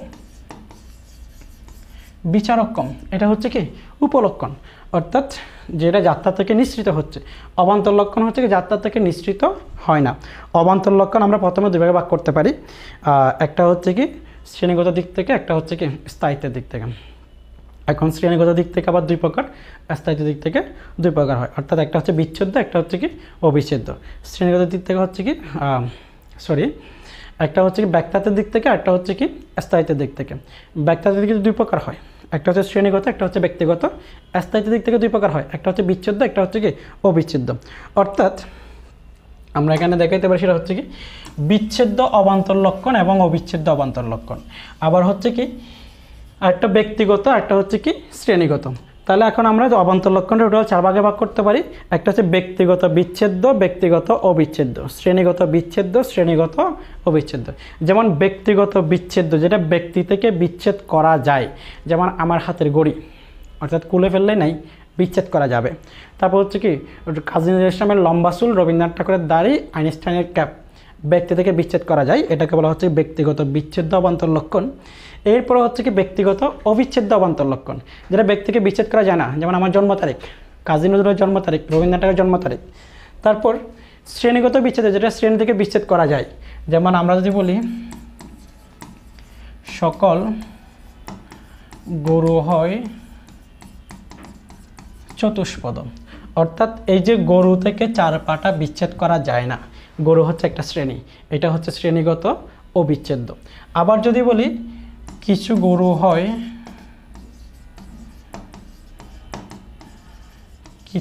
হয় লাল, অর্থাৎ এই যে গরুগুলাকে থেকে লাল গরুগুলাকে কি করা যায়, পৃথক করা যায়, এটাকে বলা হচ্ছে কি কিছু গরু হয় লাল, অর্থাৎ গরু থেকে লালগুলাকে পৃথক করা যাবে, এটা হচ্ছে শ্রেণীগত বিচ্ছেদ্য অবান্তর লক্ষণ। এটা অবিচ্ছেদ্য, একটা হচ্ছে কি বিচ্ছেদ্য। তাহলে আমাদের চতুর্থ অধ্যায়ের গুরুত্বপূর্ণ টপিকগুলো শেষ এখানে, কারণ আসলে পরীক্ষাতে কোশ্চেন এখান থেকে আসবে। এরপর আমরা যাই পঞ্চম অধ্যায়। সবচেয়ে সহজ একটা অধ্যায় আমাদের, সেটা হচ্ছে কি অনুমান। পঞ্চম অধ্যায়, এখান থেকে একটা কোয়েশ্চেনে আসবে, আর যদি ভাগ্য ভালো হয় তাহলে দুটা কোয়েশ্চেন আসতে পারে। তাহলে এখানে সেম একই জিনিসগুলো নিয়ে আলোচনা করা হয়, যেমন অনুমান কত প্রকার, অনুমান দুই প্রকার। তারপর যুক্তি কি, যুক্তিবিদ্যার প্রধান আলোচ্য বিষয় কি, প্রধান আলোচ্য বিষয় হচ্ছে অনুমান। অনুমান হচ্ছে কোনো বিষয়ে কী করা, আনুমানিক ধারণা। তারপর হচ্ছে আমাদের জ্ঞান লাভের প্রধান উৎস, সেটা হচ্ছে কি অনুমান। ভাষাগত রূপকে কী বলা হয়, অনুমানের ভাষাগত রূপকে বলা হচ্ছে কি যুক্তি। তারপর হচ্ছে কি আরোহ অনুমান কি, অবরোহ অনুমান কি। তারপর হচ্ছে মাধ্যম অনুমান কাকে বলে, অমাধ্যম অনুমান কাকে বলে। তারপর হচ্ছে কি অবরোহ অনুমান। অবরোহ অনুমান হচ্ছে কি সার্বিক থেকে বিশেষে যখন কী করা হয়, কোনো সিদ্ধান্ত নির্ণয় করা হয়, তাকে বলা হচ্ছে কি অবরোহ অনুমান। অর্থাৎ সমগ্র থেকে আমরা যখন কি যাই, অল্পর দিকে যাই, ব্যক্তিত্ব বেশি থেকে কমের দিকে যায়, সেটাকে বলা হচ্ছে কি অবরোহ অনুমান। তারপর হচ্ছে কি অমাধ্যম অনুমান কাকে বলা হয়, একটি মাত্র আশ্রয় বাক্য থেকে যখন সিদ্ধান্ত নির্ণয় করা হয়, তাকে বলা হচ্ছে কি অমাধ্যম অনুমান। তারপর হচ্ছে মাধ্যম অনুমান, একের অধিক আশ্রয় বাক্য থেকে যখন সিদ্ধান্ত নির্ণয় করা হয়, তাকে বলা হচ্ছে কি মাধ্যম অনুমান। আর আরোহ অনুমান প্রধানত কত প্রকার, আরোহ অনুমান প্রধানত দুই প্রকার, একটা হচ্ছে প্রকৃত আরোহ বা যথার্থ আরোহ, আর একটা হচ্ছে অপ্রকৃত আরোহ। প্রকৃত আরোহকে আবার তিন ভাগে ভাগ করা হয়, অপ্রকৃত আরোহকে আবার তিন ভাগে ভাগ করা হয়। সো এখন আমরা দেখি অনুমান বলতে কী বোঝায়। তাহলে আগে বললাম অনুমান হচ্ছে এক ধরনের আনুমানিক ধারণা। অনুমানের যুক্তিবাক্যের ভূমিকা কেন গুরুত্বপূর্ণ, অনুমান এবং যুক্তি দুটি ভিন্ন বিষয়, অর্থাৎ যুক্তি অনুমানটাকে যখন আমরা কী করবো ভাষায় প্রকাশ করব বা লিখে প্রকাশ করব তখন সেটা হচ্ছে কি যুক্তি। আর যুক্তিগুলোকে আমরা বলি যুক্তিবাক্য। অবরোহ অনুমান বলতে কি বোঝায়? অর্থাৎ যে অনুমানে বিশেষ বিশেষ দৃষ্টান্তের ভিত্তিতে সার্বিক বিশেষ সিদ্ধান্ত নেওয়া হয় তাকে বলা হচ্ছে কি অবরোহ অনুমান। অবরোহণের সিদ্ধান্ত আশ্রয় বাক্যের তুলনায় কম ব্যাপক হয়, কারণ অবরোহ অনুমান থেকে আমরা সমগ্র থেকে বিশেষের দিকে যাই, সেজন্য কম ব্যাপক হয়। অমাধ্যম অনুমান কি যথার্থ অনুমান? মোস্ট ইম্পর্ট্যান্ট একটা কোয়েশ্চেন, অমাধ্যম অনুমান কি যথার্থ অনুমান? আমরা জানি দেখুন অমাধ্যম অনুমান একটি মাত্র আশ্রয় বাক্য থেকে সিদ্ধান্ত নির্ণয় করা হয়। যেমন কোনো মানুষ নয় চতুষ্পদ, এই আশ্রয় বাক্য থেকে আমরা যদি বলি কোনো চতুষ্পদ প্রাণী নয় মানুষ, তাহলে এখানে দেখুন এই যে উদ্দেশ্য পদ এবং বিধেয় পদ জাস্ট এইগুলার স্থানটা পরিবর্তন হয়েছে, উদ্দেশ্য এবং বিধেয়ের স্থানটা পরিবর্তন, নতুন কোনো জ্ঞানের কথা এখানে বলা হয় নাই। সেজন্য অমাধ্যম অনুমানকে কী বলা যায় না? প্রকৃত অনুমান বলা যায় না বা যথার্থ অনুমান বলা যায় না, কেননা অমাধ্যম অনুমানের নতুন কোনো জ্ঞানের উৎপত্তি হয় না। কারণ আমরা জানি যে অনুমানের কাজ হচ্ছে কি নতুন জ্ঞানের সৃষ্টি করা। সো এখন আবার ওয়েলিংটন বলছেন যে কি যদিও কি করা যায় না, যদি অমাধ্যম অনুমানের নতুন জ্ঞানের সৃষ্টি না হয় তাহলে তাকে অনুমান বলতে হবে। কারণ আমরা জানি দেখো অনুমান হচ্ছে কি দুই প্রকার, একটা হচ্ছে কি আরোহ আর একটা হচ্ছে কি অবরোহ। এখন অবরোহ অনুমানের আবার দুই প্রকার, একটা হচ্ছে কি মাধ্যম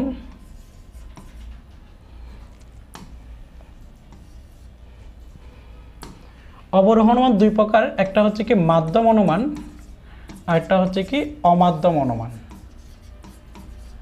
তাহলে এই যে অমাধ্যম অনুমানকে যদি আমরা অস্বীকার করি তাহলে অবরোহ অনুমানকে অস্বীকার করা হবে, অবরোহ অনুমানকে অস্বীকার করলে পুরো অনুমানের প্রসেসটাকে অস্বীকার করা হবে। তো সুতরাং যদি নতুন জ্ঞানের উল্লেখ না হয় বা সৃষ্টি না হয় তারপরেও কী করতে হবে? অবরোহ অনুমান অমাধ্যম অনুমানকে অনুমান হিসেবে স্বীকৃতি দিতে হবে। তাহলে আমরা এখানে আসলে ঠিক এভাবে লিখব, প্রথমে লিখবো যে কি কেন সেটাকে অনুমান বলা হয় না, আবার কেন তাকে অনুমান হিসেবে বলতে হবে।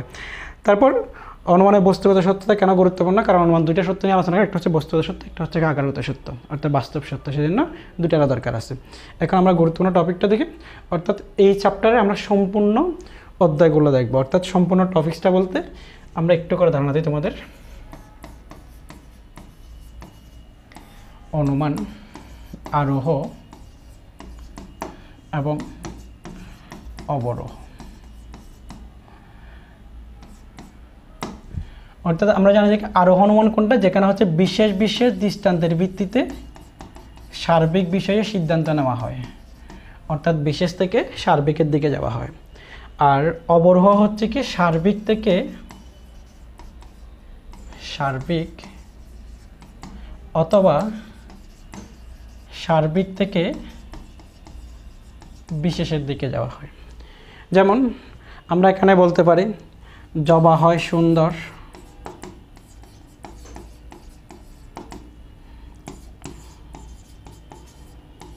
বেলি হয় সুন্দর, তারপর হচ্ছে কি গোলাপ হয় সুন্দর।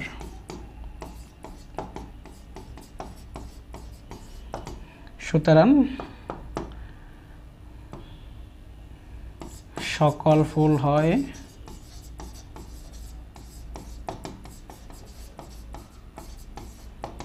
সুন্দর, অর্থাৎ এখানে জবা একটা ফুল, বেলি একটা ফুল, গোলাপ একটা ফুল, এগুলো হচ্ছে বিশেষ বিশেষ দৃষ্টান্ত।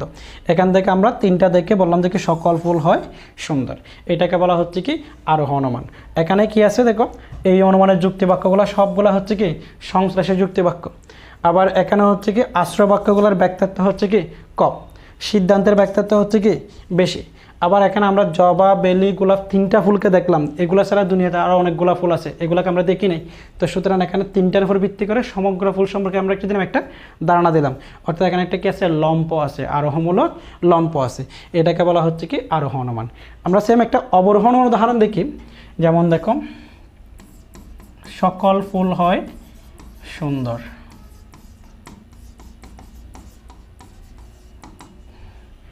বেলি হয় ফুল, সুতরাং পেলে হয় সুন্দর।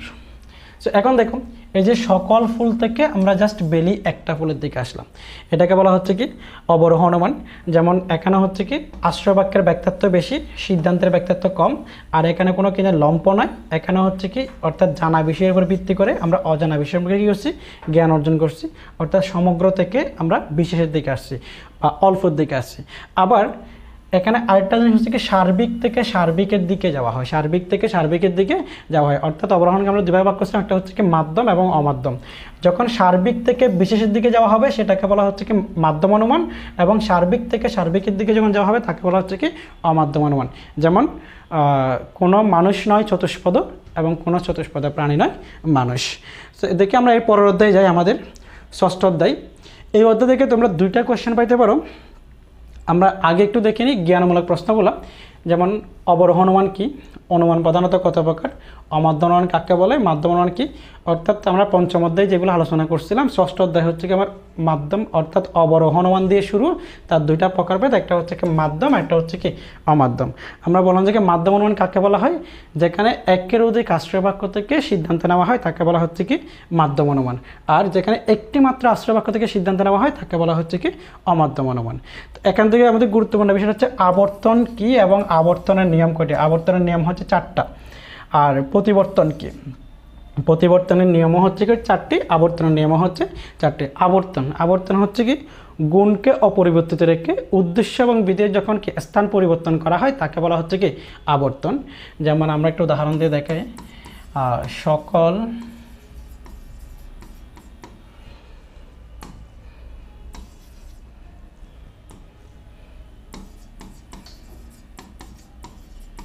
দার্শনিক হয় প্রজ্ঞাবান, সকল দার্শনিক হয় প্রজ্ঞাবান। তাহলে এটা হচ্ছে আমার কী বাক্য, এ বাক্য। আবর্তন করলে আমরা কী বাক্যে যাব, আই বাক্যে যাব। তাহলে আই বাক্যের গঠন হচ্ছে কি কিছু কিছু প্রজ্ঞাবান হয় দার্শনিক, কিছু প্রজ্ঞাবান হয় দার্শনিক। অর্থাৎ দেখো আমরা এখানে এই যে বিধেয় পদটাকে উদ্দেশ্য পদ বানালাম, উদ্দেশ্য পদটাকে বিধেয় পদ বানালাম, মাঝখানে গুণটা আমার অপরিবর্তিত আছে, গুণটা কি আছে অপরিবর্তিত আছে। অর্থাৎ গুণকে অপরিবর্তিত রেখে উদ্দেশ্য এবং বিধেয়ের স্থান পরিবর্তন করে যে সিদ্ধান্ত নেওয়া হয় তাকে বলা হচ্ছে কি আবর্তন, তাকে বলা হচ্ছে কি আবর্তন। আর আবর্তনের আশ্রয় বাক্যকে বলা হয় আবর্তনীয়, আবর্তনের আশ্রয় বাক্যকে বলা হয় আবর্তনীয়, সিদ্ধান্তকে বলা হয় আবর্তিত, সিদ্ধান্তকে বলা হয় আবর্তিত। আশ্রয় বাক্যকে বলা হয় আবর্তনীয় এবং সিদ্ধান্তকে বলা হয় কি আবর্তিত। তাহলে আবর্তনের নিয়ম হচ্ছে কয়টা, 4টা। তাহলে অনুমান সহ অনুমান হচ্ছে কি যে মাধ্যম অবরোহ অনুমানে পরস্পর সম্পর্কযুক্ত দুটি আশ্রয় বাক্য থেকে সিদ্ধান্ত নেওয়া হয় তাকে বলা হচ্ছে কি সহ অনুমান। এরপরে দেখো বাক্যের আবর্তন কেন করা যায় না, আশ্রয় বাক্যগুলো সত্য হলে সিদ্ধান্ত সত্য হয় কেন, এ বাক্যের সরল আবর্তন সম্ভব নয় কেন। অর্থাৎ এখান থেকে দেখে আমরা যেমন বাক্যের আবর্তন করা যায় না কেন, কারণ বাক্যের আবর্তন হয় না, কারণ আমরা জানি যে কি আবর্তনের ক্ষেত্রে এ বাক্যকে আবর্তন করলে আমরা আই বাক্য পাই, এবং ই বাক্যকে আবর্তন করলে ই বাক্য পাই, তারপর হচ্ছে কি আই বাক্যকে আবর্তন করলে আই বাক্য পাই, কিন্তু বাক্যের আবর্তন সম্ভব নয়, বাক্যের আবর্তন সম্ভব নয়। আবর্তনের যে 4টা নিয়ম আছে, প্রথম নিয়ম উদ্দেশ্যকে বিধেয় করতে হবে, বিধেয়কে উদ্দেশ্য করতে হবে, গুণটা একই থাকতে হবে। এই 3টা নিয়মই বাক্যের ক্ষেত্রে প্রযোজ্য হয়, কিন্তু ওই যে বাক্যকে আবর্তন করতে গেলে যে 4 নাম্বার যে নিয়মটা, কোনো অব্যাপ্য পদকে ব্যাপ্য করা যাবে না। এখানে আমার অব্যাপ্য পদটা ব্যাপ্য হয়ে যায়, অব্যাপ্য পদটা ব্যাপ্য হয়ে যায়, সে কারণে এটাকে কী করা যায় না, আবর্তন করা যায় না। তারপর হচ্ছে যুক্তি বাক্যের আবর্তন সম্ভব, সরল আবর্তন সম্ভব নয়। আবর্তন হচ্ছে 2 প্রকার, একটা হচ্ছে সরল আবর্তন, একটা হচ্ছে কি অসরল আবর্তন। সরল আবর্তন কোনটা আমরা দেখি, সেটা হচ্ছে কি যখন এই যে একই দেখো ই বাক্য থেকে ই বাক্য, আই বাক্য থেকে আই বাক্য, অর্থাৎ সার্বিক থেকে সার্বিক এবং বিশেষ থেকে বিশেষ পরিমাণটা যদি একই হয় তাকে বলা হচ্ছে কি সরল আবর্তন, তাকে বলা হচ্ছে কি সরল আবর্তন। অর্থাৎ এখানে হচ্ছে কি ই এবং আই হচ্ছে কি সরল আবর্তন, কিন্তু এ বাক্য থেকে এ বাক্যে যাওয়া যায় না। কারণ কেন যাওয়া যায় না, ওই যে 4 নাম্বার যে নিয়মটা আছে তোমার হচ্ছে কি অব্যাপ্য পদটা ব্যাপ্য হয়ে যায়, সেজন্য এটাকে কী করা যায় না, সরল আবর্তন করা যায় না। অর্থাৎ এ বাক্যের কোন আবর্তনটা হবে, অসরল আবর্তন হবে। এই বাক্যের আবর্তনটা হচ্ছে কি অসরল আবর্তন। তাহলে আবর্তন কত প্রকার? দুই প্রকার, একটা হচ্ছে সরল আবর্তন, একটা হচ্ছে কি অসরল আবর্তন। তাহলে সরল আবর্তন কোনটা? যেটার পরিমাণটা একই থাকে, আর যার পরিমাণটা ভিন্ন হয় তাকে বলা হচ্ছে কি অসরল আবর্তন। তো আমরা আবর্তনের নিয়মগুলো বলে দিলাম এখানে, অর্থাৎ কেন আবর্তনটা করা যায় না। আর তারপরে দেখো এরপরে হচ্ছে কি সহানুমানের সিদ্ধান্ত আশ্রয়বাক্য বেশি ব্যাপক নয় কেন? কারণ বেশি ব্যাপক হতে পারে না, কারণ আমরা জানি সহানুমানের আশ্রয়বাক্যের সিদ্ধান্তটা কি ব্যক্তিত্ব বেশি হয়, সিদ্ধান্তের ব্যক্তিত্ব কি হয় কম হয়। চতুষ্পদ অনুপবর্তী সহানুমানের 3টা পদ দরকার হয়, এটা মোস্ট ইম্পর্টেন্ট। এখান থেকে একটা সিকিউ কোয়েশ্চেন আসতে পারে। সহানুমানের আমরা কিছু নিয়ম আছে, তার মধ্যে প্রথম যে নিয়মটা সেটা হচ্ছে সহানুমানে 3টা পদ থাকবে, প্রত্যেকটা পদ একই অর্থে ব্যবহার করা হবে। যদি আমরা 3টা পদের পরিবর্তে 4টা পদের ব্যবহার করি তখন সেটাকে বলা হচ্ছে কি চতুষ্পদী অনুপবর্তী। যেমন আমরা দেখি, যেমন মানুষ মুরগি খায়, মুরগি কেঁচু খায়, সুতরাং মানুষ কেঁচু খায়। তাহলে এখানে কয়টা পদ আছে দেখো, একটা হচ্ছে মানুষ, আরেকটা যারা মুরগি খায়। 2 নম্বরটা হচ্ছে কি মুরগি, আরেকটা হচ্ছে কি প্রথমটা হচ্ছে কি মানুষ, 2 নম্বরটা হচ্ছে যারা মুরগি খায়।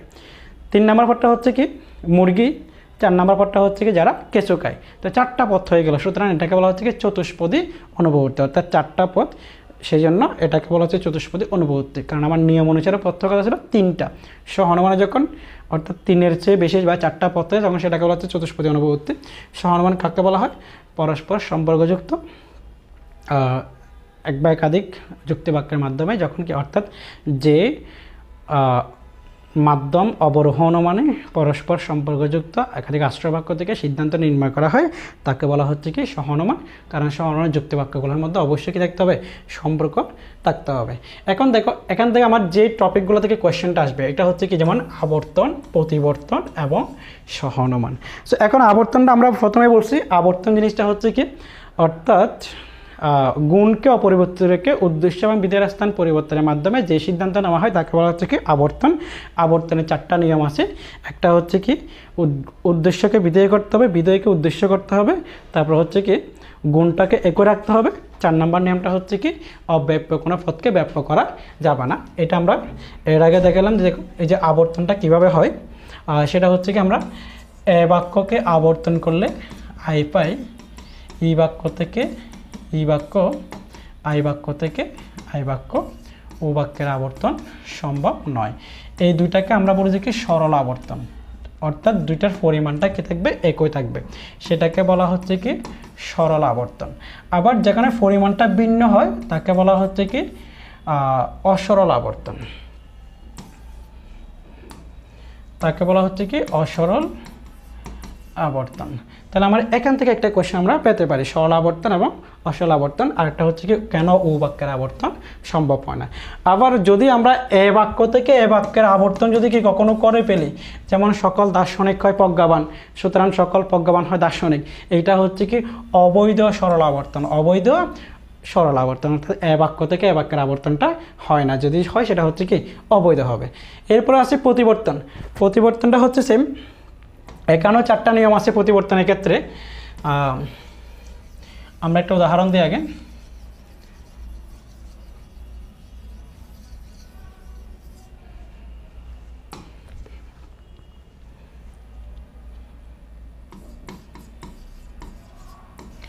সকল মানুষ হয় মরণশীল, সকল মানুষ হয় মরণশীল, এটা হচ্ছে কি বাক্য? এ বাক্য। তাহলে এখান থেকে আমরা যদি বলি কোনো মানুষ নয় অমর, এটা হচ্ছে কি বাক্য? ই বাক্য। তাহলে এখন দেখো এই যে সকল হয় থাকলে এ বাক্য হয়, কোনো নয় থাকলে ই বাক্য হয়, আবার হচ্ছে কি কিছু হয় থাকলে আই বাক্য হয়, কিছু নয় থাকলে ও বাক্য হয়। যেমন এখানে সকল মানুষ হয় মরণশীল, তারপর হচ্ছে কোনো মানুষ নয়, অর্থাৎ আমার উদ্দেশ্যপদটা কি আছে? একই আছে। তারপর হচ্ছে কি গুণের পরিবর্তন হয়েছে, হয়টা নয় হয়ে গেল। তারপর হচ্ছে বিধেয়ের বিরুদ্ধ পদ বসলো, তাহলে গুণের পরিবর্তন করে বিধেয়ের বিরুদ্ধ পদের মাধ্যমে যে সিদ্ধান্ত নেওয়া হয় তাকে বলা হচ্ছে কি প্রতিবর্তন। অর্থাৎ গুণটাকে একই রেখে বিধেয়ের বিরুদ্ধ পদের মাধ্যমে যে সিদ্ধান্ত নেওয়া হয় তাকে বলা হচ্ছে কি প্রতিবর্তন। প্রতিবর্তনের যে আশ্রয় বাক্য তাকে বলা হচ্ছে কি প্রতিবর্তনীয়, তাকে বলা হচ্ছে কি প্রতিবর্তনীয়।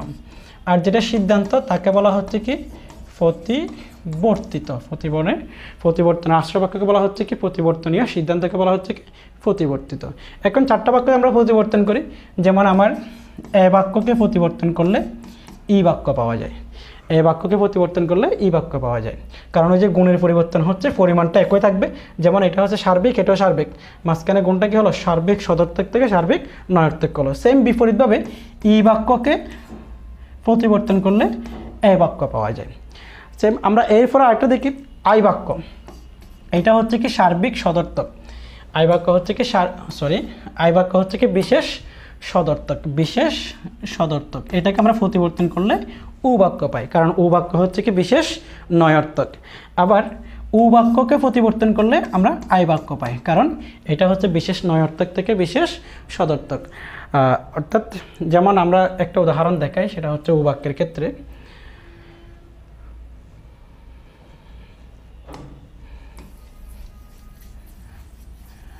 উ বাক্য এবং আই বাক্যের ক্ষেত্রে আমরা একটা উদাহরণ দেখাই, সেটা হচ্ছে কি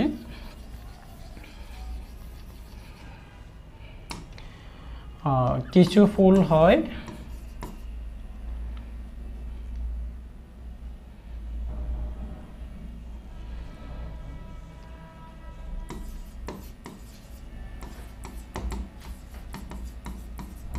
কিছু ফুল হয় সুন্দর। এটা হচ্ছে কি বাক্য আই বাক্য, কারণ কি আছে এখানে কিছু হয় আছে।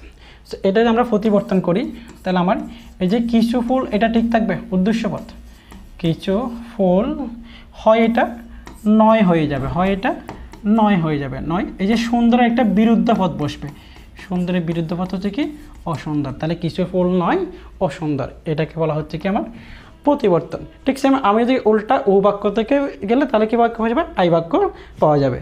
তাহলে আমার এখানে মোটামুটি প্রতিবর্তন এবং কি আবর্তন দুটা গেল। এই দুটা থেকে কোয়েশ্চেন আসার সম্ভাবনা খুবই বেশি, প্রতিবর্তন এবং আবর্তন থেকে। এরপরে আমরা দেখি সহ অনুমান। তাহলে সহ অনুমান কাকে বলে? আমরা বললাম সহ অনুমান হচ্ছে কি পরস্পর সম্পর্কযুক্ত যে মাধ্যম অবরোহণ পরস্পর সম্পর্কযুক্ত দুটি আশ্রয় বাক্য থেকে সিদ্ধান্ত নেওয়া হয়, তাকে বলা হচ্ছে কি সহ অনুমান। তাহলে সহ অনুমানের 3টা যুক্তি বাক্য থাকে। যেমন আমরা দেখি সহ অনুমান সকল ফুল হয় সুন্দর, বেলি হয় ফুল, সুতরাং বেলি হয় সুন্দর।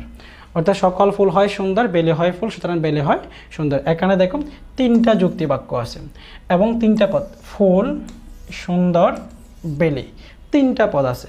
প্রত্যেকটা পদ আবার 2বার করে ব্যবহার করা হয়েছে, প্রত্যেকটা পদ 2বার করে ব্যবহার করা। তাহলে সহ অনুমান আমরা কি পাচ্ছি? 3টা যুক্তি বাক্য থাকবে, 3টা পদ থাকবে, প্রত্যেকটা পদ 2বার করে ব্যবহার করা হবে এবং এই যুক্তি বাক্যের মধ্যে একটা সম্পর্ক থাকবে।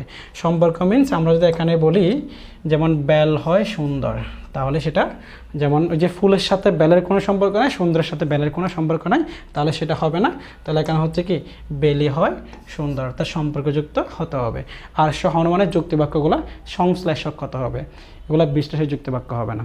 আর এখানে আশ্রয় বাক্যের ব্যাখ্যাত্ব বেশি হবে, সিদ্ধান্তের ব্যাখ্যাত্ব কম হবে। এগুলোকে বলা হচ্ছে সহ অনুমানের বৈশিষ্ট্য। তাহলে সহ অনুমানের প্রকার যদি আমরা আলোচনা করি, সহ অনুমানকে আমরা 2 ভাগে ভাগ করতে পারি। একটা হচ্ছে মিশ্র সহ অনুমান, একটা হচ্ছে কি অমিশ্র সহ অনুমান। মিশ্রকে আমরা 3 ভাগে ভাগ করি, আবার অমিশ্রকে আমরা কী করি 3 ভাগে ভাগ করি। যেমন আমরা মিশ্রের মধ্যে কী কী পাচ্ছি? একটা হচ্ছে কি নিরপেক্ষ প্রাকল্পিক, আর একটা হচ্ছে কি বৈকল্পিক। আর অমিশ্রের মধ্যে আমরা পাচ্ছি কি প্রাকল্পিক নিরপেক্ষ, একটা হচ্ছে বৈকল্পিক নিরপেক্ষ এবং হচ্ছে কি দ্বিকল্প সহ অনুমান।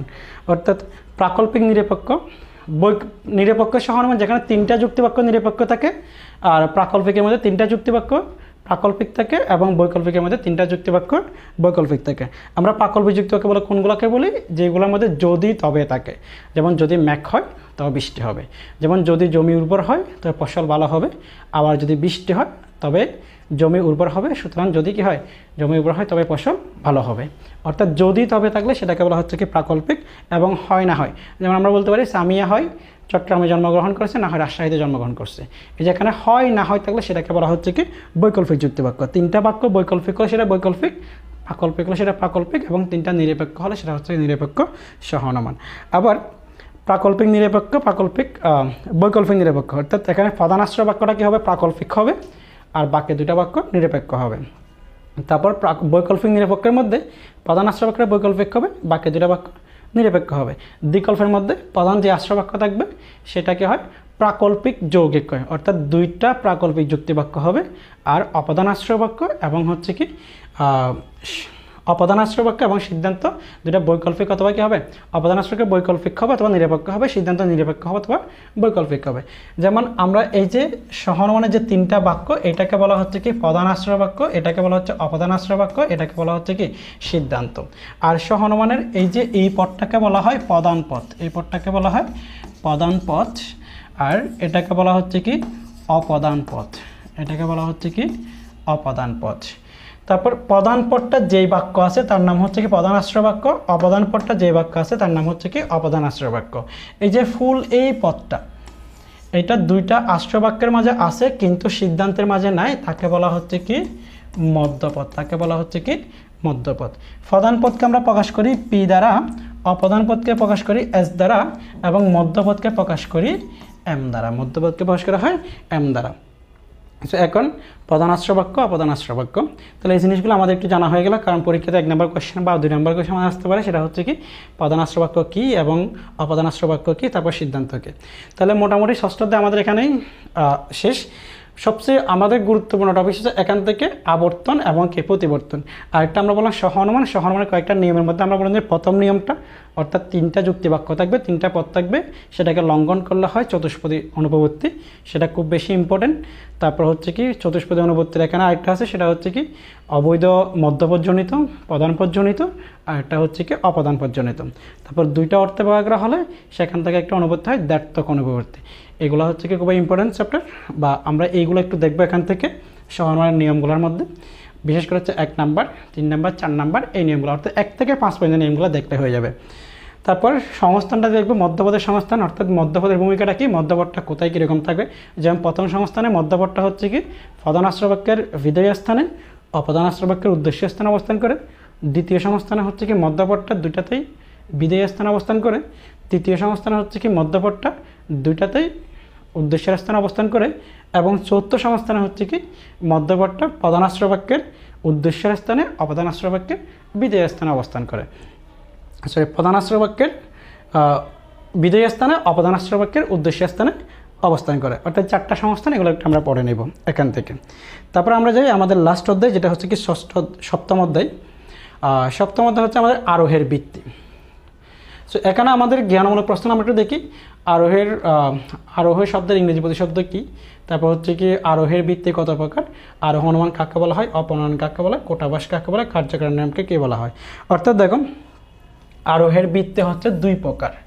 আর আরোহ অনুমান কাকে বলে আমরা এটা এর আগে চ্যাপ্টারে বললাম, 5ম অধ্যায়ে। বিশেষ দৃষ্টান্তের ভিত্তি, যখন আমরা কি সার্বিক বিশেষ সিদ্ধান্ত নিয়ে থাকি তাকে বলা হচ্ছে কি আরোহ অনুমান। কোটাবাস এটা একটু বেশি ইম্পর্টেন্ট, এটা দেখবা। কোটাবাস এটা হচ্ছে কি অ্যারিস্টটলের একটা মতবাদ, আরোহের কোটাবাস। এই যে আরোহের কোটাবাস মানে হচ্ছে আপাতত অসঙ্গত মতবাদ, অর্থাৎ যেগুলোকে আমাদের স্ববিরোধী বলে মনে হয় সেগুলোকে কি দেওয়া, অর্থাৎ বাস্তবে যেটা স্ববিরোধী নয়, এটাকে বলা হচ্ছে কি অসঙ্গত মতবাদ। যেমন আমরা জানি যে ফানির অপর নাম হচ্ছে জীবন, আবার ফানির আরেকটা মরণও হয়, কিন্তু আমাদের মূল ইয়াটা হচ্ছে ফানির অপর নাম জীবন।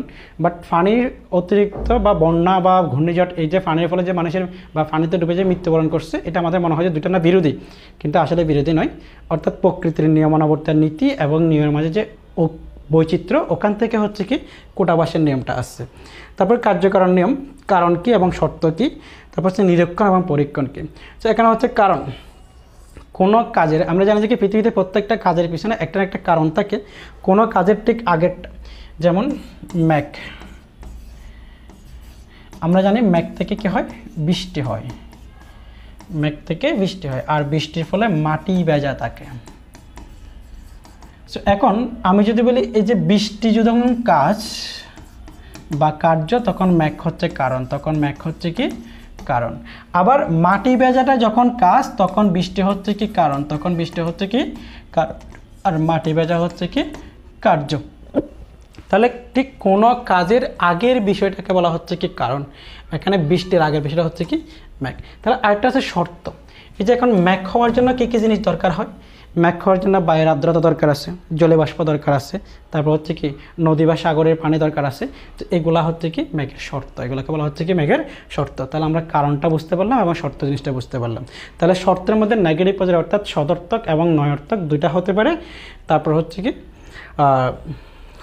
কাজ হচ্ছে কি কোনো শর্ত অর্থাৎ কি কোনো কারণের বা কাজের ঠিক আগের ঘটনাকে বলা হচ্ছে কি কাজ, অর্থাৎ শর্তের সমন্বয়ে কারণ গঠিত হয়, কারণ থেকে কি হয় কাজ হয়। তাহলে এরপরে আসে সেটা হচ্ছে কি নিরীক্ষণ কত প্রকার এবং কী কী। তারপর হচ্ছে নিরীক্ষণ কত প্রকার, তারপর হচ্ছে কি পরীক্ষণ কী। নিরীক্ষণ মানে আমরা যেটাকে বুঝি খালি চোখে দেখা, আর পরীক্ষণটা হচ্ছে কি ব্যক্তির নিজস্ব নিয়ন্ত্রিত পরিবেশে যেটা করতে পারে সেটাকে বলা হচ্ছে কি পরীক্ষণ। তাহলে আমরা এখানে থেকে আকারগত ভিত্তি কেন বোঝাই, কোটাভাস বলতে কি বোঝাই, কাকতালীয় অনুপত্তি কারণ এবং শর্ত এক নয় কেন। অর্থাৎ আমরা যে এই প্রত্যেকটা ইয়াগুলো যেগুলো আগে আলোচনা করলাম ওখানে আছে। যেমন দেখো কার্য সংমিশ্রণ বলতে কি বোঝায়। কার্য সংমিশ্রণ এখানে দুই প্রকার হয়, একটা হচ্ছে সমজাতীয় কার্য, একটা হচ্ছে কি ভিন্ন জাতীয় কার্য। সমজাতীয় কার্য বলতে আমরা বুঝি যেমন আমার এই রুমের মধ্যে আমি যদি কি 100 ওয়াটের 5টা বাল্ব জ্বালাই তাহলে আমি সেখান থেকে 500 ওয়াট আলো পাবো একসাথে, এটা হচ্ছে সমজাতীয় কার্য। আর একটা হচ্ছে ভিন্ন জাতীয় কার্য, যেমন আমরা বলছি কি H2O সমান হচ্ছে কি পানি, তাহলে এখানে কি আছে হাইড্রোজেন আছে এবং অক্সিজেন আছে, এই যে দুইটা ভিন্ন ভিন্ন উপাদানের সমন্বয়ে যে পানি তৈরি হচ্ছে এটাকে বলা হচ্ছে কি ভিন্ন জাতীয় কার্য। অর্থাৎ একটা হচ্ছে সমজাতীয়, একটা হচ্ছে কি ভিন্ন জাতীয় কার্য বোঝায়। একটা হচ্ছে প্রকৃতির ঐক্য, অর্থাৎ এই যে চ্যাপ্টার আমরা বললাম এটা হচ্ছে কি আরোহের ভিত্তি। এখানে দু ধরনের ভিত্তি আছে, একটা হচ্ছে আকারগত ভিত্তি, একটা হচ্ছে কি পরিমাণগত ভিত্তি, আকারগত ভিত্তি এবং বস্তুগত ভিত্তি। সো এখন এই যে আকারগত ভিত্তির একটা হচ্ছে কি প্রকৃতির ঐক্য, অর্থাৎ প্রকৃতির মাঝে একই নিয়মে একই সময়ে একই ঘটনা ঘটে, সেটাকে বলা হচ্ছে প্রকৃতির ঐক্য। যেমন আমরা জানি যে কি আমাদের ক্ষুধা নিবারণের জন্য খাবার দরকার হয়, আবার তৃষ্ণা নিবারণের জন্য পানির দরকার হয়। তাহলে পানি তৃষ্ণা মিটাবে, খাবার ক্ষুধা মিটাবে, এটা হচ্ছে প্রকৃতির মাঝে ঐক্য। যেমন মেঘ হলে বৃষ্টি হবে, এটা হচ্ছে প্রকৃতির মাঝে ঐক্য। আরটা হচ্ছে কি ভ্রান্ত নিরীক্ষণ, বহু কারণ সমন্বয়বাদ, অর্থাৎ যখন অনেকগুলা কাজ থেকে এক হয় কারণ মিলে একটা কাজ করে সেটা হচ্ছে বহু কারণ সমন্বয়। ভ্রান্ত নিরীক্ষণ, যেটা আমার নিরীক্ষণ করা দরকার কিন্তু আমি সেটা করি না, সেটাকে বলা হচ্ছে কি ভ্রান্ত নিরীক্ষণ। ভ্রান্ত নিরীক্ষণ দুইভাবে হতে পারে, একটা হচ্ছে কি ব্যক্তিগত, একটা হচ্ছে কি সর্বজনীন। ব্যক্তিগত হচ্ছে ব্যক্তির ক্ষেত্রে, সর্বজনীন হচ্ছে কি সকলের ক্ষেত্রে। যেমন আমরা এখান থেকে একটু গুরুত্বপূর্ণ টপিকগুলো আলোচনা করি, যেমন কারণ এবং শর্ত আমরা এর আগে বললাম। তারপর হচ্ছে কি কার্যকারণ নিয়ম এবং কি বহু কারণ সমন্বয়বাদ। অর্থাৎ আরোহের কোটাভাস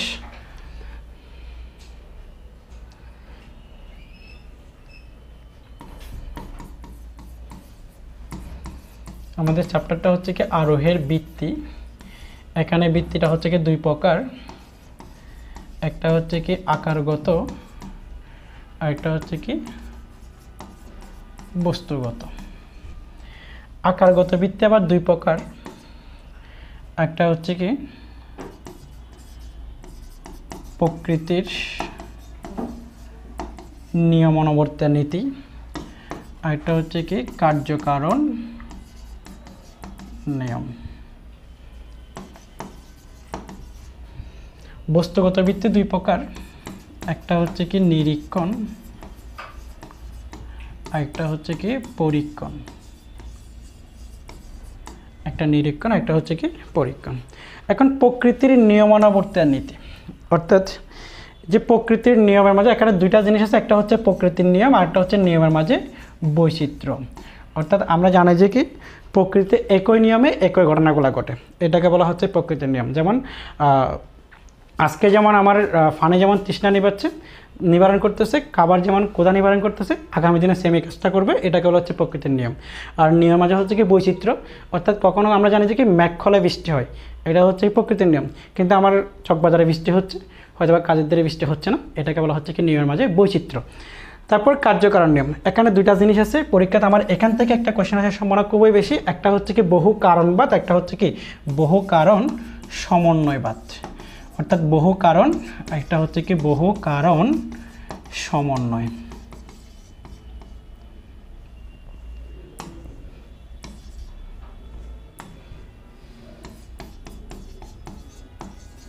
বহু কারণ সমন্বয়বাদ, অর্থাৎ আমরা দেখি সেটা হচ্ছে কি মৃত্যু। যে মৃত্যু এটা একটা হচ্ছে আমার একটা কাজ। কী কী কারণে মৃত্যু হয়? যেমন গলায় ফাঁস দিয়ে মানুষ মৃত্যুবরণ করে, তারপর হচ্ছে কি অ্যাক্সিডেন্টে মৃত্যুবরণ করে, তারপর রোগে মৃত্যুবরণ করে, তারপর স্বাভাবিক কারণে মানুষের মৃত্যু হয়, আবার পানিতে ডুবে মানুষের মৃত্যু হয়। তাহলে আমার এখানে হচ্ছে কাজ হচ্ছে একটা, কারণ হচ্ছে অনেকগুলো। এই যে প্রত্যেকটা বিষয়, গলায় ফাঁস দিয়ে মৃত্যু, অ্যাক্সিডেন্টে মৃত্যু, রোগে মৃত্যু, স্বাভাবিক কারণে মৃত্যু এবং পানিতে ডুবে মৃত্যু, এগুলো আলাদা আলাদাভাবে আমার এই কাজটা করতে পারে। এটাকে বলা হচ্ছে কি বহু কারণবাদ, এটাকে বলা হচ্ছে কি বহু কারণবাদ। আবার আমরা একটু দেখি,